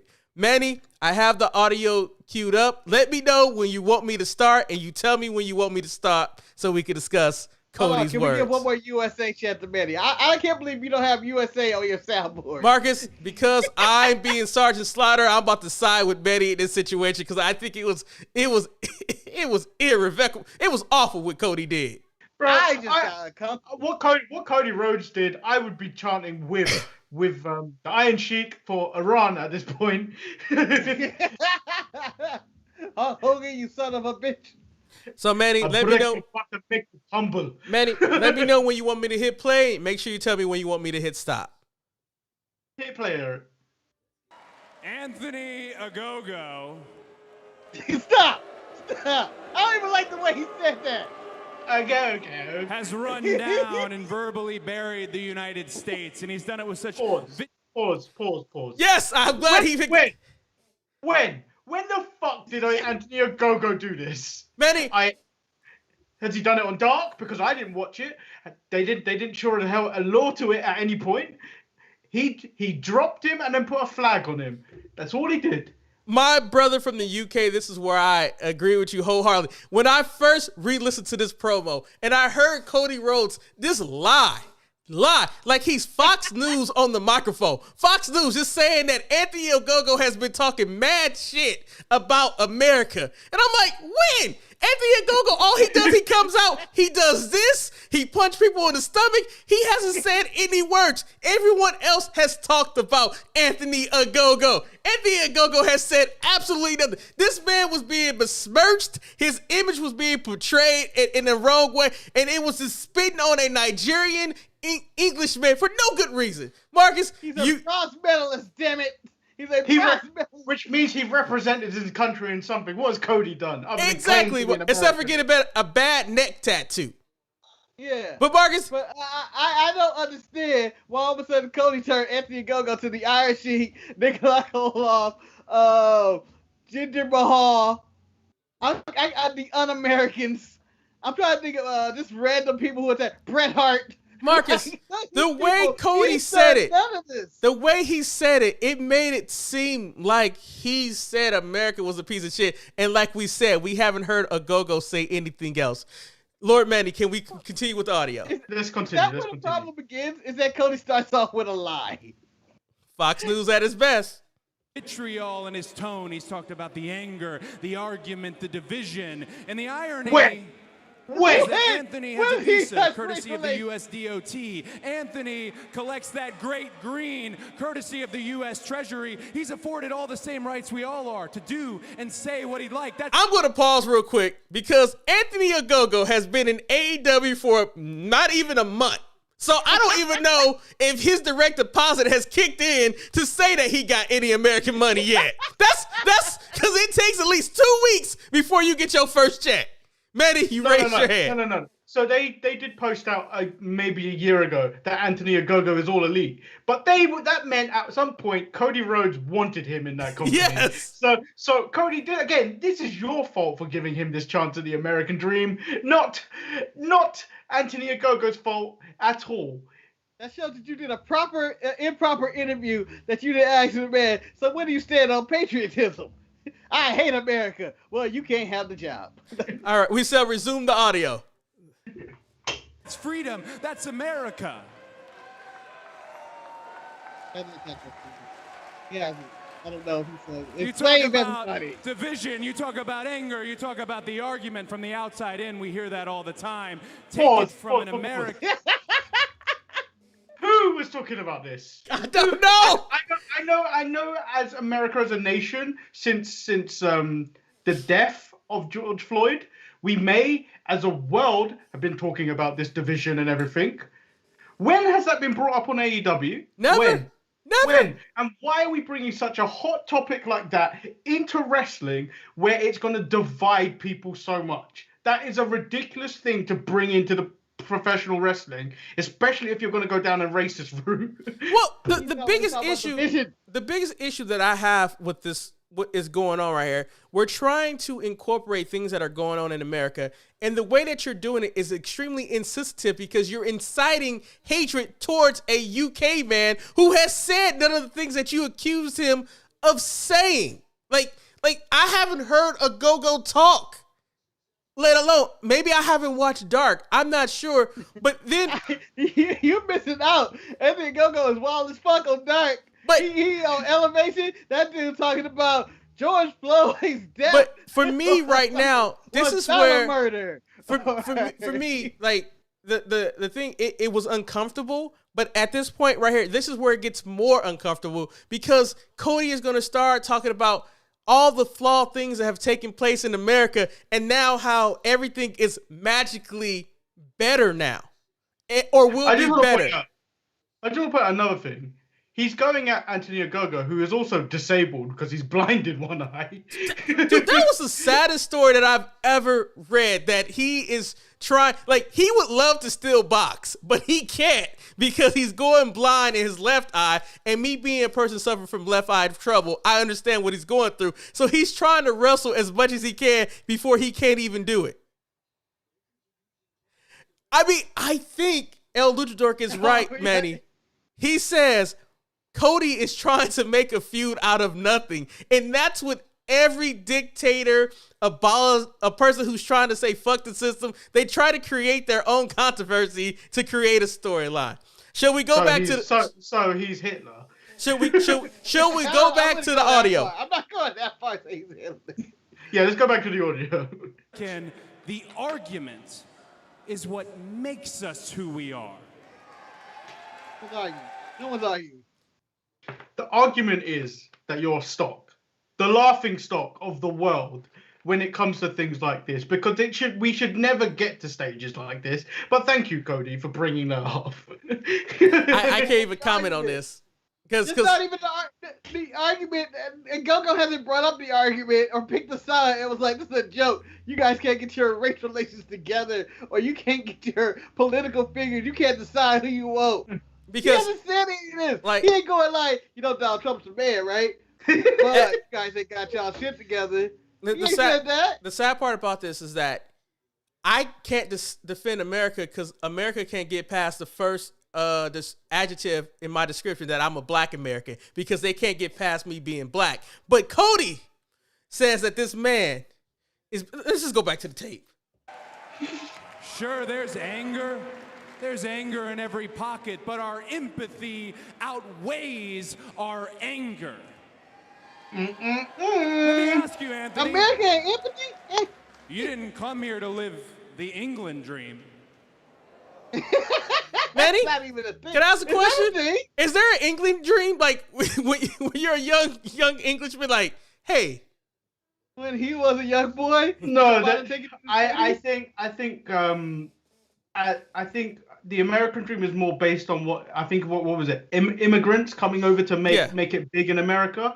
I think there is some form of that where immigrants come to the UK hoping for a better life. And I think we just don't refer to it. I think you refer to it in America because a lot of people do it, and a lot of people make successes out of it.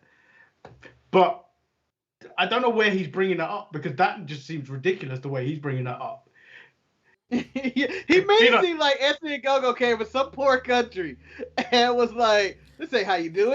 Like the man didn't compete for the United Kingdom in the Olympics and actually get a medal. Like he really fled the United Kingdom because he needed greener pastures. I don't know. I'm going back to the tape.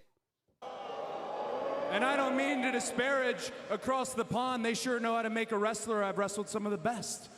Whether it's Doug Williams, Little Gabriel Kidd, or even one of the best in the world right now, Pac. He killed Orchestra. Davey Boy Smith couldn't be mentioned. It's 1986. I'm a country music fan. Willie Nelson came out with this song, Living in the Promised Land. He said, send us your tired and weak. As I've seen in the news, it seems like it's living in a broken promised land right now. How would you accept that statement, fellas? Willie Nelson song. Yeah, but you're living in a broken promised land. You're promised stuff, and then they pulled the rug underneath you. The thing that people fail to want to accept, and people who are like the All Lives Matter people, are that they don't want to accept that there's two Americas. That there's one America for people who have every opportunity that the country stands for, and it is represents. But then there's the America that a minority may live in, that where you don't get the opportunity. Although you may be qualified, you might be more talented, you won't get the job because of your nationality, or you might get pulled over. Like, I asked somebody a question, like, one of the things that always happens is that you hear people getting pulled over because they have tint on their car windows, and that's why they get pulled over and get questioned. However, I see so many pickup trucks that have tint on the window with, American flag banners and even guns, and I'm just curious, like, do they get pulled over the same way that someone who might be driving a Nissan Altima with tinted windows playing rap music? No. I don't even live in America, but I know for a fact the probability of someone being of color in those types of situations is more than highly, like 90%, that they're probably going to get pulled over, in comparison to probably a white person that is going to get pulled over maybe 15% in that situation.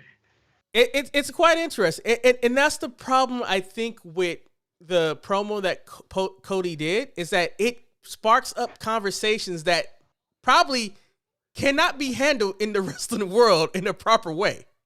Because you're not going to fight Go-Go and solve America's problem. Or your baby that you're having with Brandy, because you saw no color lines. You just saw you a black Nubian princess and decided that you had to wife her up because you saw the role model that your dad did with Sapphire. And it just, maybe I went a little bit too far right there. Let me go back to the audio. We'll make him strong. Sing us your far off song and we will sing along. Well, here's where I stopped singing. You told me to pause, Marcus. No, I said bars. Oh, okay. I'm sorry. Let me go back. I heard pause. Stop singing when you balled up that Olympic medalist fist and you put it between these ribs here. You like to educate. You like to pontificate on what the U.S. is. Allow me to turn the favor. The industry that you joined, it was an Italian immigrant who was world champion for 4,040 days. There's so much to behold here. Is that Bruno Sammartino? There's so much to love here. Okay. The dream lives here.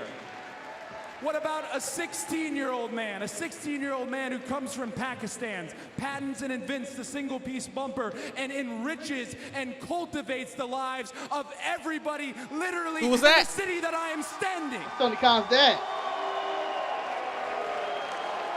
Really? Okay. Yeah. That's narcissistic. Because I didn't. It's not Prior to really. He's not related to him. 1961 in Atlanta, Georgia, This is my there favorite was one. segregation. Black Stop. and Wait. whites There was some segregation. No, there was segregation. Not some, not a little bit, not just you went here. No, there were fucking segregation. There was a water fountain that said for white people and for colored people. There was not some. There was a door for black people. There was a door for white people. There we go. Sorry.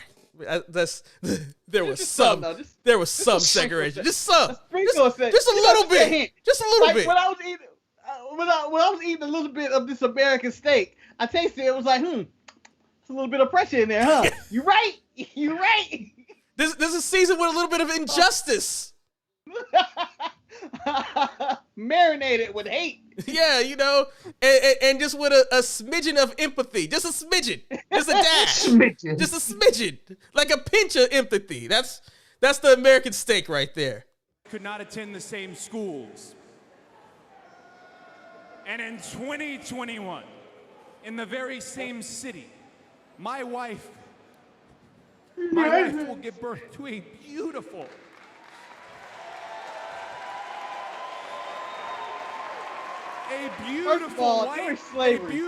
black American princess who will have both identities. The first thing is a biracial princess, and let's be honest. And Marcus, I'm sorry, I know you want to say something, but I need to speak real right here, because his biracial princess, her opportunities will be very determined by what pigment of her skin color is going to come out. Will she be light like Cody, or will she be dark like Brandy? Because considering her pigmentation, she might not have the same opportunities, because not only will she have to deal with being a woman in the great country of America, but now she will be a woman of color in this great country of America. Now, Manny, go ahead, speak from the UK perspective. It's not the UK perspective. I think it's just that when you look at it, Cody is kind of making quite a lot of paper. So this baby, regardless of color, is going to be entitled, more entitled than any biracial child that's born elsewhere. So this child is going to be entitled. It's going to be above all these social inequalities that most people face.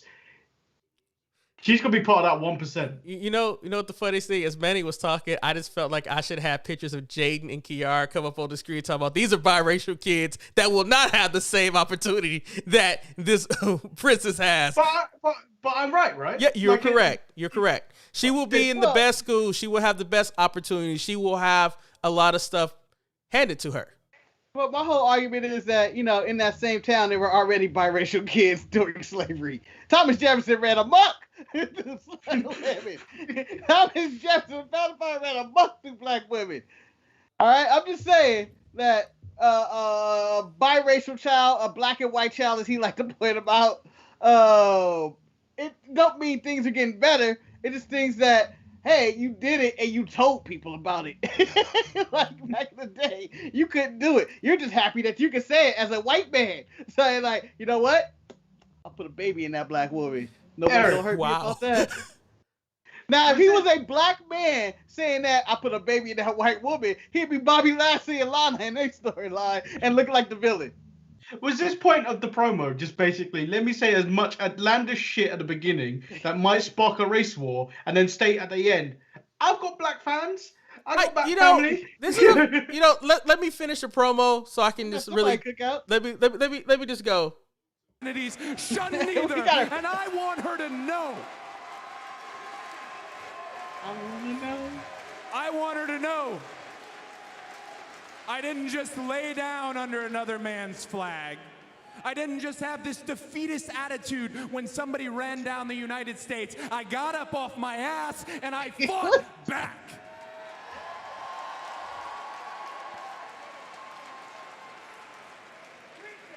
And here's where we're going to do the fighting.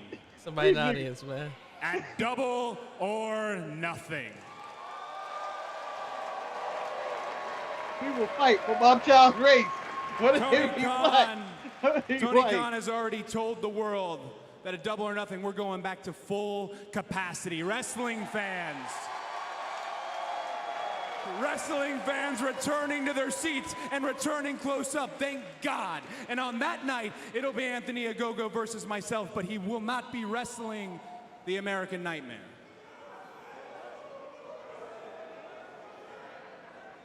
Because for one night,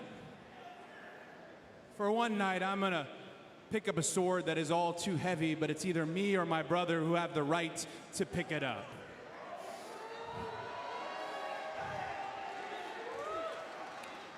So for one night, Justin Roberts, this relates to you. Nothing on presentation's sake will be different. It comes from deep inside. As I said, at Double or Nothing, it will be Anthony Ogogo versus the American Dream, Cody Rhodes. And at the end of the day, that's what the promo was doing. That was a major announcement. It was to say that the American Dream will be at Double or Nothing. And for me, I think El Luchador is correct in the chat room. He says the one thing that this promo did, it did spark conversation. The problem with the conversation that it sparks is that I don't think that this could be solved in the wrestling community, because I don't know if this community can handle having a serious discussion on this wavelength. Granted, some people can. Yes. There's some intelligent people in the wrestling community, but a lot of them are idiots. I think the biggest issue that like Cody promo comes from, and it comes from a lot of time of people who try to sympathize with the cause, where, oh, I understand the struggle that you go through, but in essence, they really don't understand the struggle because they still live in that privileged lifestyle where, as Manny said it, oh, I have a black wife or I have a black friend, so I know what the struggle is. I know that Anthony Ogogo putting his country's flag over me is just a sign of aggression and things. And I remember last week when I said that just made absolutely no sense when the flag was laid across Cody. Why would this become something more than what it was? And then it blew out into something else. Montez says the American Nightmare moniker suits a black person more than a blonde, blue-eyed white man. I mean, in so many ways, I understand that statement. Damn. Well, I think if we called Bobby Lashley the American Nightmare, I would. Banger gimmick. It'd be a sick name. Yeah. It does actually, but I'm gonna point out to the real fundamental of this is that, and I know people get on Vince a lot in WWE and the way they are. This is why he has scripted promos. It's to filter some shit out to like, all right, let's go over what we're going to talk about, and let's hit the points and stay on large with the story, because this story he's telling make it seem like Anthony Ogogo is all about oppression and he's a Nazi of some kind and he's done nothing, and it would make sense if that was the case. If Anthony Ogogo was like, I'm a Nazi villain or something, or I'm pro-communism and all that, but he's not, and he hasn't said anything like this. And it seemed like it would make more sense if he was going against somebody like that, and his promo would be better suited. And him to bring back the American Dream, like, I'm gonna be here for one night for this match and this feud, I feel like it's a little underwhelming. Like, I would rather for him to save it for something if he was gonna do it. This match seems meaningless. So once again, they built nothing other than him putting the flag on him. Okay, Cody comments. So J.K. Smush says, I don't need him to be my rep for America. Shouldn't have gotten knocked down in the first place. Then we have Paper Tyler says, the American Nightmare is the entitled son of a rich and famous person. And then El Luchador summed it up the best. People need to understand that they don't understand, that they need to sit down and just listen. Be an ally, be a friend. And I think at the end of the day, Ally. that is whatever. I can't get it out. At the end of the day, I think that's what it is. Sometimes you need to listen. You need to do more listening and talking. At the end of the day, what they tried to do was probably too big on the grand scheme of things of what they wanted to do. They tried to make Anthony Ogogo a person who attacked America, when in essence all he did was attack Cody Rhodes. He could have laid a white sheet across him, and I guess the same effect would have happened. The fact that before you continue, if I was to look for a hypothetical, if I was to drop you and I wouldn't even put a Union Jack on you. I'd put a St. George's cross because it's white and then a red cross on it. That's the flag of England. I put that on top of you. Would you necessarily care about the flag, or would you just come when you got up? Would you just not want to drop me instead? Manny, I'm gonna be so pissed. I'm gonna be so pissed. So first and foremost, I'm gonna be pissed that you knocked me out. I'm gonna be really upset. And if you knock me out with a gut shot, I'm gonna be really upset. On top of that, I'm gonna be really pissed that you tucked me in. I don't care that you tucked me in with a flag or thing. The fact that you put me to sleep and then you covered me up, that's like the ultimate side of disrespect right there. Like Hey, bravo, well played. I'm just saying. Well played on that. I would have been pissed too. It's coming from a man that wants to put us both to sleep every time we end. No, and I know how much that drives you crazy when I tell you guys to go to bed. The fact that he could have covered me up with cardboard, he could have covered me up with plastic. The fact that I was knocked out so much that this man had time to put something over me and cover me up, that's where I'm upset about. I could care less what you're covering me up with. I mean, it could have been worse. He could have went R. Kelly on Cody and pissed on him, but he didn't. He just covered him up with a flag. Cody looked cold. He had a flag handy. He said, you know what? I don't want you to catch cold, baby, so let me cover you up. That's what I saw it as. Marcus, what about you? No further comments, Your Honor. I have no more to say other than we need to get through this show and get to NXT so I can go get some rest so I can do my 9 to 5. Because I don't live in Cody's America where I can just wake up and just be happy that I'm black today. With that, you know what? Strangely, so my friend's applying for a job where he's reapplying for his own job, and then he's messaging me on Teams. Manny, the sad part is you dropped something that I want to derail so much and find out why he's reapplying for a job, but Marcus needs to go to bed and go to work. So you ain't putting me to sleep, all right? Marcus, I'm Anthony Agogo and you. I'm tucking you in, baby. And then I told him, he was like, how much effort do I need to put into this application? Because like the job's already mine. It's just that I have to reapply for it because they're putting it up to apply for.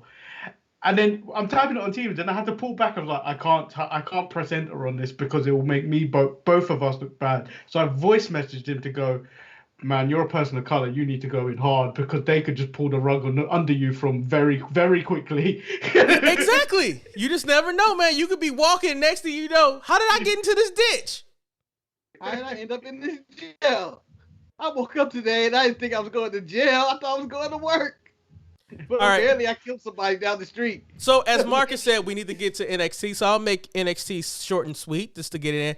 What I really liked about the opening match between Karrion Kross and Austin Theory, I like the teasing of Johnny Gargano going after Karrion Kross. Now, this is a slow buildup that is going to where, just the way that they're interacting with each other, that I'm pretty sure that the Colossus is going to win the NXT North American title this Saturday. I mean, this Tuesday. And I think Johnny Gargano will go on to go after Karrion Kross. Do you think they're going to go serious with that feud, though? Like, is he going to... Because right now, he just seems like this comedy guy who's getting really agitated by having to defend his title with Regal. He's going to have to come serious because Karrion Kross is clearly the face in this situation. I agree with that, but for me, I think the thing about it is that the one thing about NXT, they do well when they have a main faction as the focal point. And I think right now... And I might get slammed when I say this, the way currently is what the Undisputed Era was. Like, they are the most entertaining aspect of NXT. They are the Roman of NXT. Anytime they're on the camera, it's a very entertaining segment. So I think the way going against Karrion Kross, also it gives Karrion Kross an out to lose the title in a respectful way because the way will interfere, and then Karrion Kross can go on to the main roster where he can maybe go on. Boy would be saying that. Where Get him out. Where he can go on and maybe flourish or go on and maybe flounder. I mean, yes, William Regal will be upset to lose Scarlett, but at the end of the day, Karrion does not belong in NXT. Marcus, am I right or am I wrong?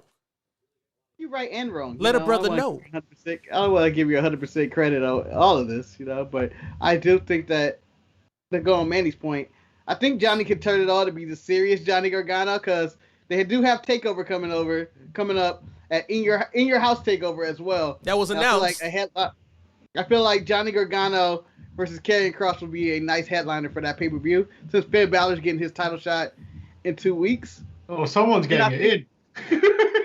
And I think that he can. They returned a Mac in the background of your. Wait, damn! I didn't know that was the getting in music. That is, it is. It's the ultimate song. For 1,000 years, that song will be played. But I believe that he can carry Kross to a really good main event, and I think he's Johnny Takeover. He can just bring that shit up again. Yeah, Johnny is probably the most underrated individual in NXT right now. I think he has been involved in some of the more. If you go through the history of NXT, Johnny's name will always be there because he has. I don't think you can call him underrated. He is rated. He's in the position he is because he is who he is. That is also true. But he's also an individual that that if he would have went to the main roster, he would have got killed. And like the fact that they decided to keep NXT as a true brand, I think you give him places for like him and Ciampa to flourish right then and there. At the end of the day, I think the best thing about this entire match, though, was the production that WWE gave me. Because after the match, the shot where they pan and you see Finn Balor standing right next to Karrion Kross, it felt like a big fight feel. I know Karrion Kross can't deliver that type of match for me, but at the end of the day, it got me excited. Manny, tell me the production didn't get you excited that you want to see Finn come back and take that title from Karrion. Yeah, but Eric, we're being sold a dream, and we're not getting that dream. Finn is not taking that title. No, we're getting the nightmare, man. We're getting the nightmare. I get it. So, but now, the production was great. The production was great. So as someone pointed out, it was the reverse of what happened last time when Finn was holding the belt, and he was like, "Where were you? I've been waiting for you," or whatever. And then this time it was the reverse of, he was like, "Oh, about time you show up." Yeah. And do all this. Well, they did it in reverse. So the thing about it is Finn does badass so much better than Kross that it doesn't. I don't get what's. And maybe because we just became sour on Kross. I'm not really sure. Well, Kross has to make facial expressions like yeah. So now you gotta calm down. I'm going to jump into a very meaningless thing on NXT, but I'm just curious what your guys thought about this. Is in the match between MXK against Breezango. I thought at the end of the match, it seemed like there was a bit of dissension between Tyler Breeze and Fandango. Do you guys think we had SCU in? Do you think the end of Breezango is on our doorsteps? Marcus, I turn to you first because you laughed at this. I don't even think it matters enough to be on our doorsteps. Well, this is the most irrelevant thing. And what I'm going to say is the best WWE tag team division of all time. Currently, we're living in on NXT. They broke up Breezango. It doesn't make a big splash because you have several other tag teams in the company. The best WWE tag team division ever, in which you have at least 5 tag teams out there. Now, I plan on stealing a little bit from Bully Ray because I thought his analysis about the whole way that WWE handled Leon Ruff is spot on. He said that Leon Ruff was painted as one of the top baby faces in the company, where he went and stormed into William Regal's office, said he was medically clear and he wanted a match. But William Regal's like, "No, you went through a lot last week. You cannot have a match. I'm not going to let you fight." Then he goes out and he accepts an open challenge against Pete Dunne. Pete Dunne and him have a match, and I'm going to quote Manny from his show, a match that shouldn't have been as good as it was.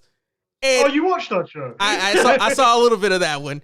And Manny, I turn to you. We should not have had this match to be as good as it was. What did you enjoy about the Pete Dunne, Leon Ruff interaction?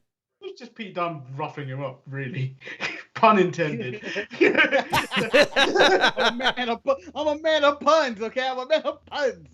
The amount of times he dived and then got caught by like any bit of Pete Dunne's offense, like the dive into the forearm just looked brutal. If you freeze framed that, it looked like one of those scratch frames of how did I get myself here? I think for me the pinnacle of the moment is like when Leon Ruff takes the challenge, and him and Leon and like Oni Lurkin are like they're laughing, and then like Pete Dunne is like, you know what? I'm about to catch your fate, and he puts his mouthpiece in, and then like there's a little piece of hair that goes in his mouth. I was like, damn, he's about to whoop Leon's rough ass. Marcus, what about you? Were you worried about Leon Ruff being roughed up again? No, I expected the baddest man in NXT to be the baddest man in NXT and beat the black of Leon Ruff. Since we're talking about race relations here, he beat the shit out of him, and I enjoyed it. It was a really good match. Leon's probably the best seller in all wrestling. Like, that dude could sell. El Luchador says Leon reminds him of Gargano from a few years ago, and I can see that comparison. Eric, are you not going to talk about the funny things that happened in William Regal's office? So Leon Ruff knocked everything off Regal's desk. Then when Gargano goes in and he attempts to do it, don't you think about it? Don't you think about knocking off the brass knucks off my table? So he snaps a pencil. Yeah, I mean, first of all, what William Regal wants to go down in that office probably still hasn't went down, because every time he has Scarlett in there, I know he's thinking bad thoughts. But at the end of the day, if you're William Regal, you got to whip Leon Ruff's ass. Because I'm sorry, Marcus. Let me ask you this question. If you had it, I'm going to ask Betty, both of you. If you guys had your office, would you let a man of Leon Ruff's stature and size come in and destroy your desk? Would you? Marcus, would you let Leon Ruff do that? If I had William Regal's little corner office, I would not mind, because I'd be like, this is why I need a real office. This is why I would complain to upper management about. I am the general manager of NXT. Why do I have a little corner against a wall on a plastic table? I should have a real office with a real desk. This is ridiculous. Manny, this is absurd. Get Triple H and Shawn Michaels out of here as I run this show. You know you would go Leon Ruff for doing that to your office right now, wouldn't you? Well, first of all, I would be wearing the Black Lives Matter shirt that Pete Dunne made, that me and Marcus both own, where all the proceeds went to Black Lives Matter charities. And then I would beat up Leon Ruff whilst wearing that shirt. Damn, that's savage. Dang. Speaking of savage, let's talk about the NXT Women's Championship match, which I thought was more, it shouldn't have been this good. It was Raquel Gonzalez versus Mercedes Martinez. And it was, as Big E would say, just meat on meat. Just two big, large, physical women going at it. And it was points where I was like, maybe Martinez will grab this brass ring and win this match. Hey, man, sometimes you have to dispel disbelief to enjoy a match. Marcus, Wow, take. Dun, dun, dun. I never for one moment thought Raquel was losing this title to Mercedes Martinez, and I thought the match was just okay. You know, it didn't blow me out the water, but I thought, it was a good example of a good contender going after a title that I'm just waiting for Dakota Kai to hit her in the back. That's all I'm waiting for. It was kind of sloppy. It was kind of sloppy for me when I watched it. It didn't seem fluid like it should have been, but maybe that was what they were going for. So, I thought it was fine enough, but let's talk about the real stars of NXT. It wasn't as good as Natty and Tamina. Okay, let's talk about the real stars of NXT, and that is Hit Row, where you're going to take your talents to Hit Row. You have Swerve Scott. You got Top Dollar AJ Francis, as Manny and Marcus call the nicest man in the game. Nicest man on A&E. Nice man on A&E. Outside of A&E, he is savage. You have Ashanti Adonis, who, in my opinion, has become that Negro who, he has the gun on him always. He always got him on him, and he's ready to shoot somebody.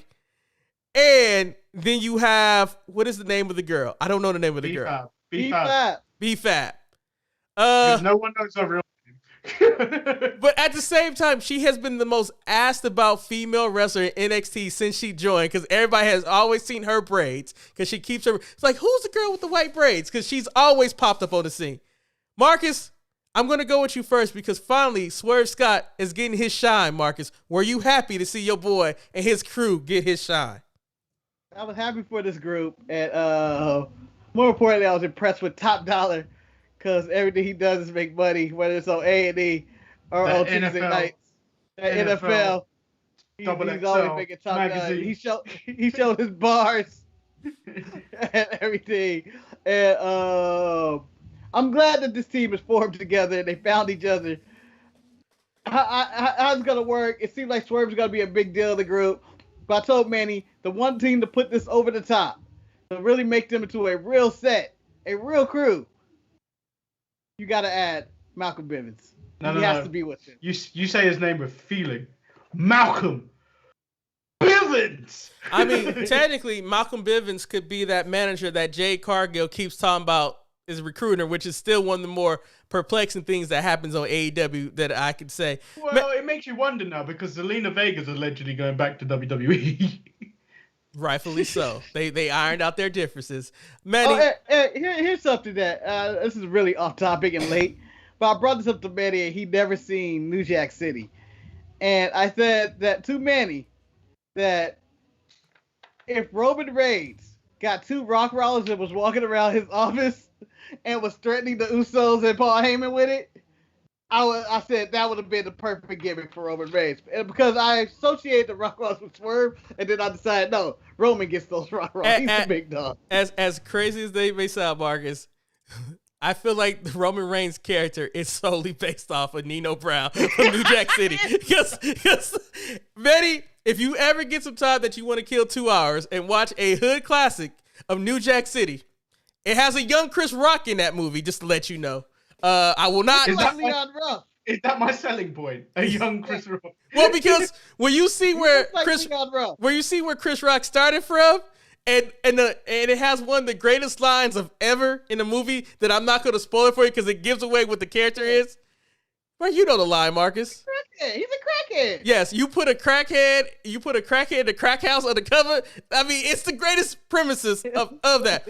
But I was going to ask Manny this question. Do you like the idea of that when Hit Row came out, that they pulled the chair up for Swerve Scott? Yeah, it was great. The only problem I have with it is the name. I think me and Marcus were talking about it on Thursday. I said that the name The Label would have sounded better because they're a music group. Wait a minute. I created the name The Label. No, I did. We can go back to the tape because you were like, oh, I don't know if they're a faction, a crew, a gang, or a posse. And I said, no, Manny, they're a label. So I agree. Bring up the tape. Bring up the tape. I'm not bringing anything up because you got to go to bed, and I'm worried about your sleep. You Cody Rhodes liar. USA. USA. I agree. I think the label would have been a better name. However, I know if they were trying to go with Hit Row, because if you look at the logo, it's kind of inspired by the Death Row chain, and it's not. Marcus. It looked more like your boys and No Limit Soldiers. Yes, it has No Limit and Death Row, and it was at that point where No Limit and Death Row had a lot of stuff going on for them. So can we talk about my favorite segment, where I think if the $1 Million Man keep going at it the way he's going at it, he ain't gonna have no money because he clearly overpaid for that home at $20 million. $20 million. Yeah, bidding didn't even go that high at that point, and he went 10 million over. Because I felt like my boy would have stopped at 15. He would have stopped. But I feel like there's some checks being bounced in this view. I'm just saying. If they both end up broke, end up on the street, would be. I don't think they're gonna be broke. I feel like Grimes is saving money at this point. Yeah, because $1 Million Man is just blowing it. I mean, True Cameron showed up in the Bentley or Rolls Royce that was parked right there. He got out with no shirt on. Like, just I have issues with him having so much money and not putting on clothes. Moving on, Kyle O'Reilly fought Oney Lorcan. The only thing that was of any importance of this match is that Bobby Fish returned, but he had his own issues with that. Manny, did you like the returning of Bobby Fish? And how long will he be here? I can't get behind anyone doing a beatdown whilst wearing skinny jeans. You just can't do it. Especially when you're a man in your 40s. You just can't do it. There's somebody's father out there. Wearing skinny jeans. You shouldn't do it. So, Manny, I take it that you don't own a pair of skinny jeans. No, I wear fitted jeans because I don't like the bottom of my trousers flapping around. Marcus, do you own a pair of skinny jeans? I might, by accident. So, do you guys... I was like, what the hell? And then I just threw up to the side. I never wore them. You never wore them. That's good. Now, Marcus, let me ask this question. Do you think Roger Strong is going to come back eventually. I have no idea what he's going to do. I think he's a part of the Diamond Crew. No, I thought his wife and the other one is, but not him. We got to give Roddy something. So I'm going to ask a simple question really quick because we need to wrap this up for Marcus' sake so he can go to sleep. What did you guys think of the main event, the 2 out of 3 fall match between Kushida and Santos Escobar? First of all, I will point out that I thought Escobar outfit was fire. He comes out. I love the sombrero. He's one of my favorite. I'm sad that he lost, but I need him to move on to greener pastures. Marcus, you put your fist on your cheek. Were you not impressed with this match? Put my fist on my cheek. I don't have anywhere to put my own hands, If you bought you a real chair, you would. God damn it, I'm not buying a real chair. You don't need real chairs, all right? They're overrated. Look, you're doing the same thing I'm doing with your arm in that chair right there, except for I decided to do this with my knee. Yeah, but I'm not hurting my body at all, Marcus, but speak on it. So what did you think about the main event? I thought the main event was really good. I thought tons of side boob right here. Yeah, look at it. Oh, get that image out your mind. I thought the main event was really good. It's the best 2 out of 3 falls match. I would have preferred it to be an Iron Man match, just the way they had to score up. Like it could be more than 2 falls in a match per person. But they really built this up. They gave it a lot of time. And really solid match. I was upset that Escobar leaked out. I wanted him to get his heat back in some kind, but he sat out there as I just lost to the better man. No, the greatest thing about, as you're right, Marcus, the production they put into this match, it made it seem like it was 2 of their biggest stars going at it with each other. Manny, what was your take of the match? I loved the match. I hate the concept. I hate the stipulation. I just do not like 2 out of 3 falls because you just know one fall is going to directly come after the other one very quickly, just like it did. Escobar got the pinfall, and then what happened? Kushida got the submission directly afterwards, and then you get the remnants of the rest of the match, which was good. But I just hate the concept of a 2 out of 3 falls match. So, while I get our emails in order, because apparently we have emails, I didn't check that. More things costing Marcus troubles. Marcus, what did you think of the lady eating the mattress that Manny had you watch after your last show? Did you watch the video, though, at least? I refuse to watch that video, but oh my God, you didn't see that video. What the hell is wrong with people? What the hell? Her stealing from her mother, Eric. Mattress. Not money. She goes to eat her mother's mattress. It is the most disgusting thing I've ever seen. And then she's going to the doctor. They said, "Doctor, is this going to kill me?" And his only answer is, "What the fuck you think is going to happen if you eating mattresses?" Eric, you nasty. The reason she's eating her mum's mattress is because she already ate her mattress. And she's going in there like it's a covert heist. She's looking out for people. Like, I'm stealing this. And she's built like a fucking mattress. So, Paper Tyler joined us in the chat room. He has an email. He says, "Hey guys, figure it's time I shot you an email. It's been quite a while since the last one and you've seemed a bit desperate lately. But rest assured, I'm still around and enjoying the show. Mostly listening on audio, but sometimes I manage to catch you on the YouTube. We like to see some more special episodes. The Power Ranger ones were great. Also, unless I miss it, it's about time you did a draft. I don't think you've done one since Manny has been on the show. Keep up the hate, Tyler." You know what? I think Paper Tyler's right. I think it's time for us to do a draft. And, considering that the racial draft was one of Manny's favorite skits from the Dave Chappelle, doing a wrestling draft with 3 people might be a little bit more difficult because now you have 2 people that can take the real talent that you want. And then we might go draft day and I might move up in the draft and trade my number 2 pick to get the number 1 pick for a pick to be named later. Just saying. Hold on, Eric. I want to say I'm a better drafter than you because in our draft 8 years ago, I took Shingo. And now he's having 6-star matches in Japan, man. 6 stars. But Marcus, Mark doesn't watch Japanese wrestling, so he doesn't care. Yeah, and Marcus, my draft pick is uniting the world with his baby that he made with Randy Rhoads. So I'm just saying, If you do that, I didn't want to be part of this generation's wrestling. I'm taking my talents to UFC.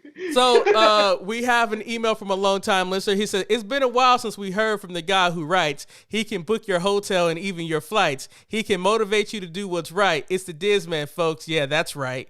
What's really good, Sharpies? What's really good?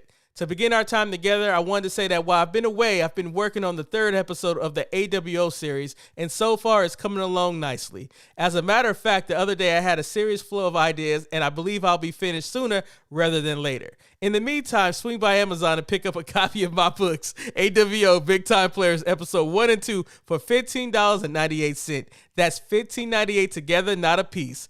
But I didn't come here for that. You owe us $10 for that. I can't give away free publicity anymore. I also didn't tell you to swing by my travel website, Motivational Vacations, or if you need tickets to almost any event, visit, I can't read that address, so I'm not. What I came to do was ask 2 questions.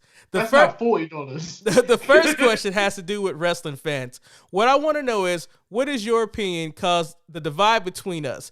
And when do you think it started? I mean, back in the day, whether you like WWF, WCW, or even ECW, you just traded stories about what you saw. Now, if I say I like this promotion, if someone isn't a fan of that, they say something like, I guess it's okay if you like bad things. So what happened? Who wants to go first, or should I go first? You go first.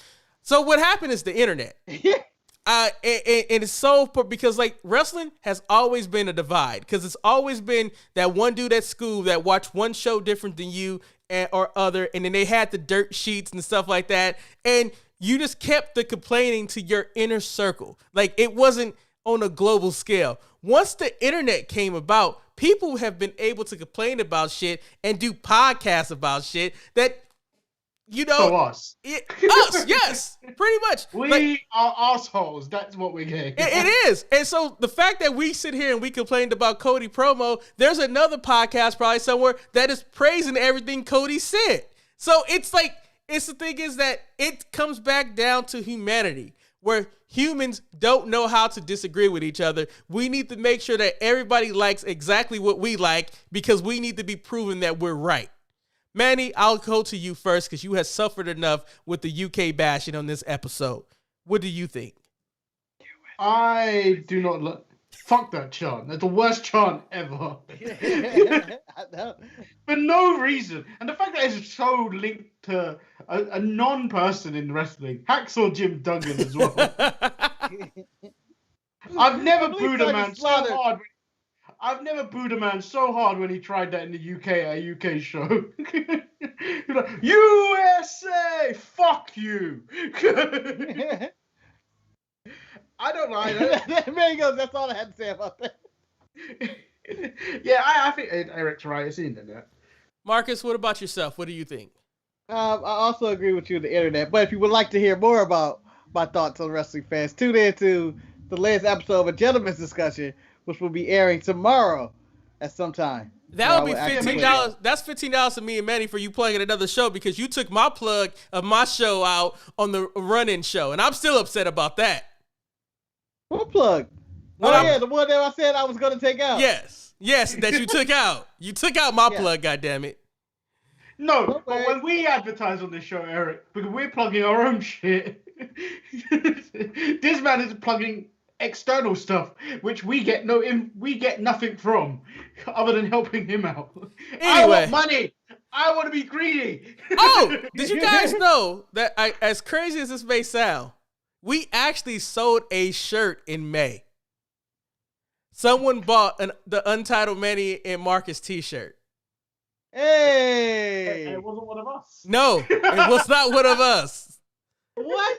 I was shocked because I had logged into the account just for shit and giggles to see what happened, and it showed that someone had bought the Untitled Manny and Marcus shirt. Shout out to the person that bought that shirt. If you want to buy one, if you bought that shirt, get in touch with us. And you know, and honestly, I'm going to make it a lot easier for people as I slowly try to revamp our website, where it will be a link on our website where you can go directly to the store. So all you have to do is go to the sharpshooters.com and click the link, and you can go buy merch. But if you don't want to buy merch, if you want to still contribute, hit that donate button there. It's on the side. It's very small, but hit that donate button. it helps a lot. You can taunt us. You can give us $1, but it's $1. It's more than I've ever made on this show. That is also true. Manny is still trying to be paid. Also, I mean, since I mentioned the website, it's kind of late in the show, but the website has been labeled, and on the website you can go and find all of the videos for the Sharpshooters recording, and also for the least of the 2021 versions of the Untitled Manny and Marcus show. And there's a label where you can just scroll up and down in one place. We also have a label for the Run-In Review show, and also a label for our watch along. So I'm trying to make it a little bit easier because as Marcus and Manny have accused me that I don't do much, and they are correct, I don't.